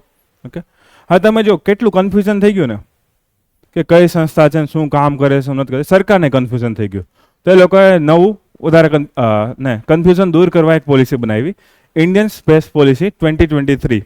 હવે આ પોલિસીમાં શું કરવામાં આવ્યું છે તો કે આ પોલિસીમાં 4 સંસ્થાનો ઉલ્લેખ કરવામાં આવ્યો. એ 4 સંસ્થાના કામનો ઉલ્લેખ કરવામાં આવ્યો કે ભાઈ આ કામ આ સંસ્થા કરશે, આ કામ મેનેજમેન્ટ કરશે, આ કામ જે છે આ કરશે. તો 4 સંસ્થાના નામ યાદ રાખવાના. તમને કાલ સવારે એવો પ્રશ્ન પૂછે કે ઇન્ડિયન સ્પેસ પોલિસીમાં કઈ 4 સંસ્થાનો ઉલ્લેખ છે, પહેલા 4 સંસ્થા યાદ રાખવાની. એ 4 સંસ્થા મુજબ એવું કહે કે આ 4 સંસ્થામાંથી આનો રોલ શું છે, બીજી સંસ્થાનો રોલ શું છે, ત્રીજાનો રોલ શું છે, ચોથાનો રોલ શું છે. તો એ રોલ આપણને આવડવો જોઈએ. હવે 4 સંસ્થા કઈ છે તો કે ભાઈ જે 4 નવી સંસ્થા છે એ જ છે ISRO, ઇનસ્પેસ, ઓકે, NSIL અને DOS. હવે આ 4ના મેઇન વર્ક કહી દઉં જે આગળ નથી ભણ્યા અને એક્સ્ટ્રા આમાં એડ થયા હોય, એક્સ્ટ્રા શબ્દ જે એડ થયા હોય એવા શબ્દ હું તમને કહી દઉં. તો સૌથી પહેલા તો ISRO. હવે અલગ અલગ દેશની અલગ અલગ સંસ્થા હોય જેને આપણે નેશનલ સ્પેસ એજન્સી કહીએ છીએ. જેમ કે હું નાસા કહું તો તમને આઈડિયા છે કે આ યુએસએની સંસ્થા છે, જાક્સા જાપાનની સંસ્થા, રોસકોસ્મોસ રશિયાની છે. તો ભારતની એવી કઈ પ્રાઇમરી સંસ્થા? હવે 4-5 સંસ્થા છે એમાંથી પ્રાઇમરી સંસ્થા કોણ તો કે ભાઈ ISRO જ રહેશે. તો ISROને ડેડિકેટ કરવામાં આવેલ છે રાષ્ટ્રીય અવકાશ એજન્સી તરીકે, અથવા એને NASA નેશનલ સ્પેસ એજન્સી તરીકે ઘોષિત કરવામાં આવેલી છે. તો ભારતની મેઇન પ્રાઇમરી સંસ્થા કઈ રહેશે? ISRO જ રહેવાની છે. તો એક મેઇન એનું કામ થઈ ગયું. બીજી વસ્તુ, એનું જનરલી કામ શું હશે? સંશોધન અને વિકાસ એટલે કે રિસર્ચ એન્ડ ડેવલપમેન્ટનું. લેબર વર્કનું કામ ઘટાડી દેવામાં આવશે. ઓકે, એનું મેઇન કામ રિસર્ચ ડેવલપમેન્ટ. PSLV નહીં બનાવે, SSLV નહીં બનાવે, હા, પણ GSLVમાં કોઈ રિસર્ચ કરવી છે, ઓકે, નવું કોઈ અવકાશયાન બનાવવું છે તો રિસર્ચ કરશે, એનું ડેવલપમેન્ટ પણ કરશે. સરખા ડેવલપ થઈ ગયા પછી એને બહાર આપી દેશે ટેન્ડરમાં. ઓકે, હવે જો PSLV આપણે એટલા વર્ષોથી બનાવીએ છીએ, SSLVની શરૂઆત જ આપણે ખાનગી ક્ષેત્રથી કરેલી છે. તો ફ્યુચરમાં કોઈ એવા રોકેટ આવશે કે જે આપણને એવું લાગે કે પ્રાઇવેટ વાળાને આપી શકીએ તો પ્રાઇવેટ વાળાને આપી દઈશું, પણ ત્યાં સુધી એનો વિકાસ કોણ કરશે? ISRO વાળા કરશે. તો ISROનું મેઇન કામ શું છે? રિસર્ચ એન્ડ ડેવલપમેન્ટનું. પછી ઇનસ્પેસ જે એક સિંગલ વિન્ડો તરીકે કામ કરશે. સિંગલ વિન્ડોમાં શું હોય કે જે પણ કોઈ પ્રાઇવેટ સંસ્થા છે એને કોઈને કોઈ ફેસિલિટીની જાણકારી મેળવવી છે, સરકારના બેનિફિટ્સની જાણકારી મેળવવી છે, કયા લાયસન્સ મેળવવાની જરૂર છે, બધી વસ્તુ ક્યાંથી મળશે? ઇનસ્પેસમાંથી મળશે. જે પણ એના ઓથોરાઇઝેશન જોઈએ, જે પણ લાયસન્સ જોઈએ એ બધું ઇનસ્પેસમાંથી મળશે. ઇવન તમારે સેટેલાઇટ્સ બાય સેલ કરવા, ટાટા બિરલાવાળું જે એક્ઝામ્પલ આપ્યું મેં તમને એ વાળું, તો પણ જે છે એ ઇનસ્પેસથી મળશે. તમારે લોન્ચ પેડ્સનો ઉપયોગ કરવો હોય તો પણ જે છે, જેમ કે શ્રી હરિકોટાનો ઉપયોગ કરવો હોય તમારે એના લોન્ચ સાઇટનો, તો પણ જે છે બધું કામ કોણ કરશે? હવે ઇનસ્પેસ વાળા કરવાના છે. મતલબ કે ટોટલ કોમર્શિયલ મેનેજમેન્ટ છે હવે ઇનસ્પેસના હાથમાં આવી ગયું છે. એના પછી NSIL, તો અગેન એનું કામ શું છે? ISROની સેવા જે છે એને પ્રમોટ કરવાની. ISROને કોઈ પણ વસ્તુ જોઈએ છે, ઓકે, તો એમ સમજી લો NSILનું કામ ISROની સંબંધિત છે. ISROની સાથે કોમર્શિયલાઇઝેશન કરવું, એનું કોમર્શિયલાઇઝેશન વધારવું, એની સેવાઓને બહાર પહોંચાડવી, ફોરેન સેટેલાઇટને લોન્ચ કરવા હોય તેનું કામ કરવું. ઓકે, હવે ઇનસ્પેસનું કામ શું છે? ઓથોરિટી રાખવી, રેગ્યુલેશન રાખવું, વોચ રાખવી, લાયસન્સ આપવું, ક્લિયરન્સ કરવું. આનું કામ શું છે? અલગ અલગ કોન્ટ્રાક્ટ લેવામાં મદદ કરવી, પ્રમોશન કરવું, સેલ્સમેન જેવું કામ છે એમ કહી શકો. બોલતા નહીં કંઈ. ઓકે, DOSનું કામ શું છે? ડિપાર્ટમેન્ટ ઓફ સ્પેસનું કામ. તો હવે જો અહીંયા તો કોણ હશે? મંત્રી લેવલના લોકો હશે. તો એ શું કરશે? પોલિસી બનાવે. બીજું તો શું આવડે? રિસર્ચ તો ના કરે. તો પોલિસી નિર્માણનું કામ કરી શકે. તો સાવ સિમ્પલ છે કે પોલિસી ગાઈડલાઈન બનાવી હોય તો DOS બનાવવાના છે. સેમ ટુ સેમ કોઈ આંતરરાષ્ટ્રીય ભાગીદારી કરવી, મતલબ કે નાસા સાથે કોઈ કોન્ટ્રાક્ટ કરવો, ESA યુરોપિયન સ્પેસ એજન્સી સાથે કોઈ કોન્ટ્રાક્ટ કરવો છે તો એ કોન્ટ્રાક્ટ કોણ કરશે? DOS કરશે. એ કોન્ટ્રાક્ટ નીચેની 3-4 સંસ્થા નહીં કરે, એ કોન્ટ્રાક્ટ DOS દ્વારા થશે. DOS એટલે કોણ હોય? PM. DOSનું જે છે હેડ કોણ હોય? પ્રાઇમ મિનિસ્ટર હોવાના છે. તો મતલબ કે ડાયરેક્ટ પ્રાઇમ મિનિસ્ટર દ્વારા જે છે આ બધા કોન્ટ્રાક્ટ થવાના છે. હવે આમાં ખાસ વસ્તુ છે, એક અહીંયા આ લાઈન વાંચો તમને સમજાશે કે વિશ્વમાં કોઈ પણ દેશ સાથે ભાગીદારી કરવી હોય આપણે, ઓકે, હવે જનરલી DOSમાં ડે ટુ ડે હેડ તો ISROના ચેરમેન જ રહેવાના છે. ઓકે, ISROના ચેરમેન હોય એને અલગ અલગ પોસ્ટ આપેલી હોય, કદાચ બીજા કોઈને આપી દે તો ઠીક છે, પણ માની લો કે કોઈ ISROના ચેરમેન છે કે DOSના જે પણ ફંક્શનલ હેડ છે, પેલા PM તો દર વખતે આવી નથી શકવાના ડે ટુ ડે વર્કમાં, એટલે જે પણ ફંક્શનલ હેડ છે, જે એક્ઝિક્યુટિવ હેડ હોય, હવે એને કોઈ દેશ સાથે ભાગીદારી કરવી, કોઈ નાસા સાથે ભાગીદારી કરવી, કોઈ ESA સાથે ભાગીદારી કરવી, રશિયા સાથે કરવી, ફ્રાન્સ સાથે કરવી, કોઈ પણ સાથે ભાગીદારી કરવી, તો હવે એ લોકો પોતે નહીં કરે, એમાં મદદ કરશે મિનિસ્ટ્રી ઓફ એક્સટર્નલ અફેર્સ, મતલબ કે S જયશંકર. તો જો આપણે કોને કનેક્ટ કરી દીધા? વિદેશ નીતિને અને સ્પેસ નીતિને કનેક્ટ કરી દીધા છે. શું કામ? કેમ કે કાલ સવારે પાકિસ્તાન સાથે ભાગીદારી કરવી હોય તો તો એમાં આપણે પૂછપરછ કરવી પડશે કોને? Minister of external affairs. USA સાથે ભાગીદારી કરવી કે ના કરવી, કરવી તો કેટલા પ્રમાણમાં કરવી. તો મિનિસ્ટ્રી ઓફ એક્સટર્નલ અફેર્સ સાથે જે છે એ કન્ઝ્યુલેશનમાં એક વાતચીત કરવાની રહેશે.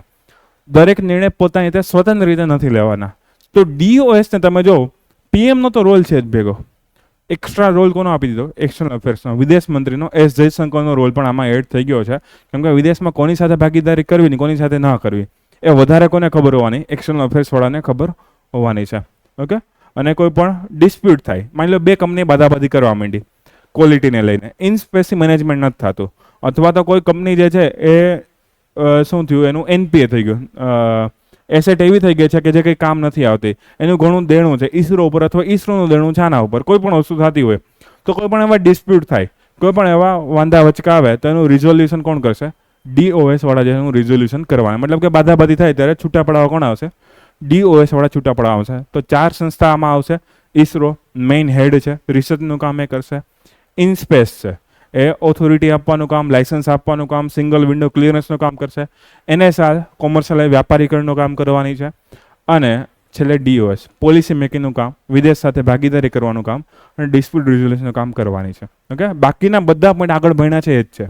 તો ઇન્ડિયન સ્પેસ પોલિસી આરામથી તમે વાંચજો, તમને એવું પૂછે કે ઇન્ડિયન સ્પેસ પોલિસી શું છે એના વિશે ચર્ચા કરો, તો 4 સ્લાઇડ થઈ ગઈ તમારી. મેઇન્સનો પ્રશ્ન આખો તો આખો મેઇન્સનો પ્રશ્ન પણ છે અને પ્રિલિમનો પ્રશ્ન પણ છે. પ્રિલિમમાં ટૂંકું પૂછશે, જે હાઇલાઇટ કરેલું છે બધું પ્રિલિમમાં પૂછશે, એના સિવાયના આખા પોઈન્ટ મેઇન્સમાં પૂછી શકે છે.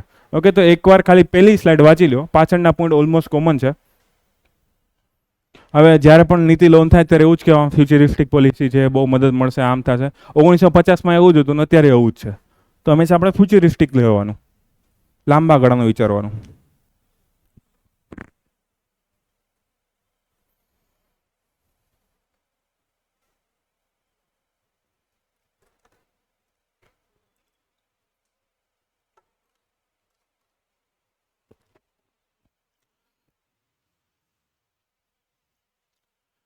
રેડી?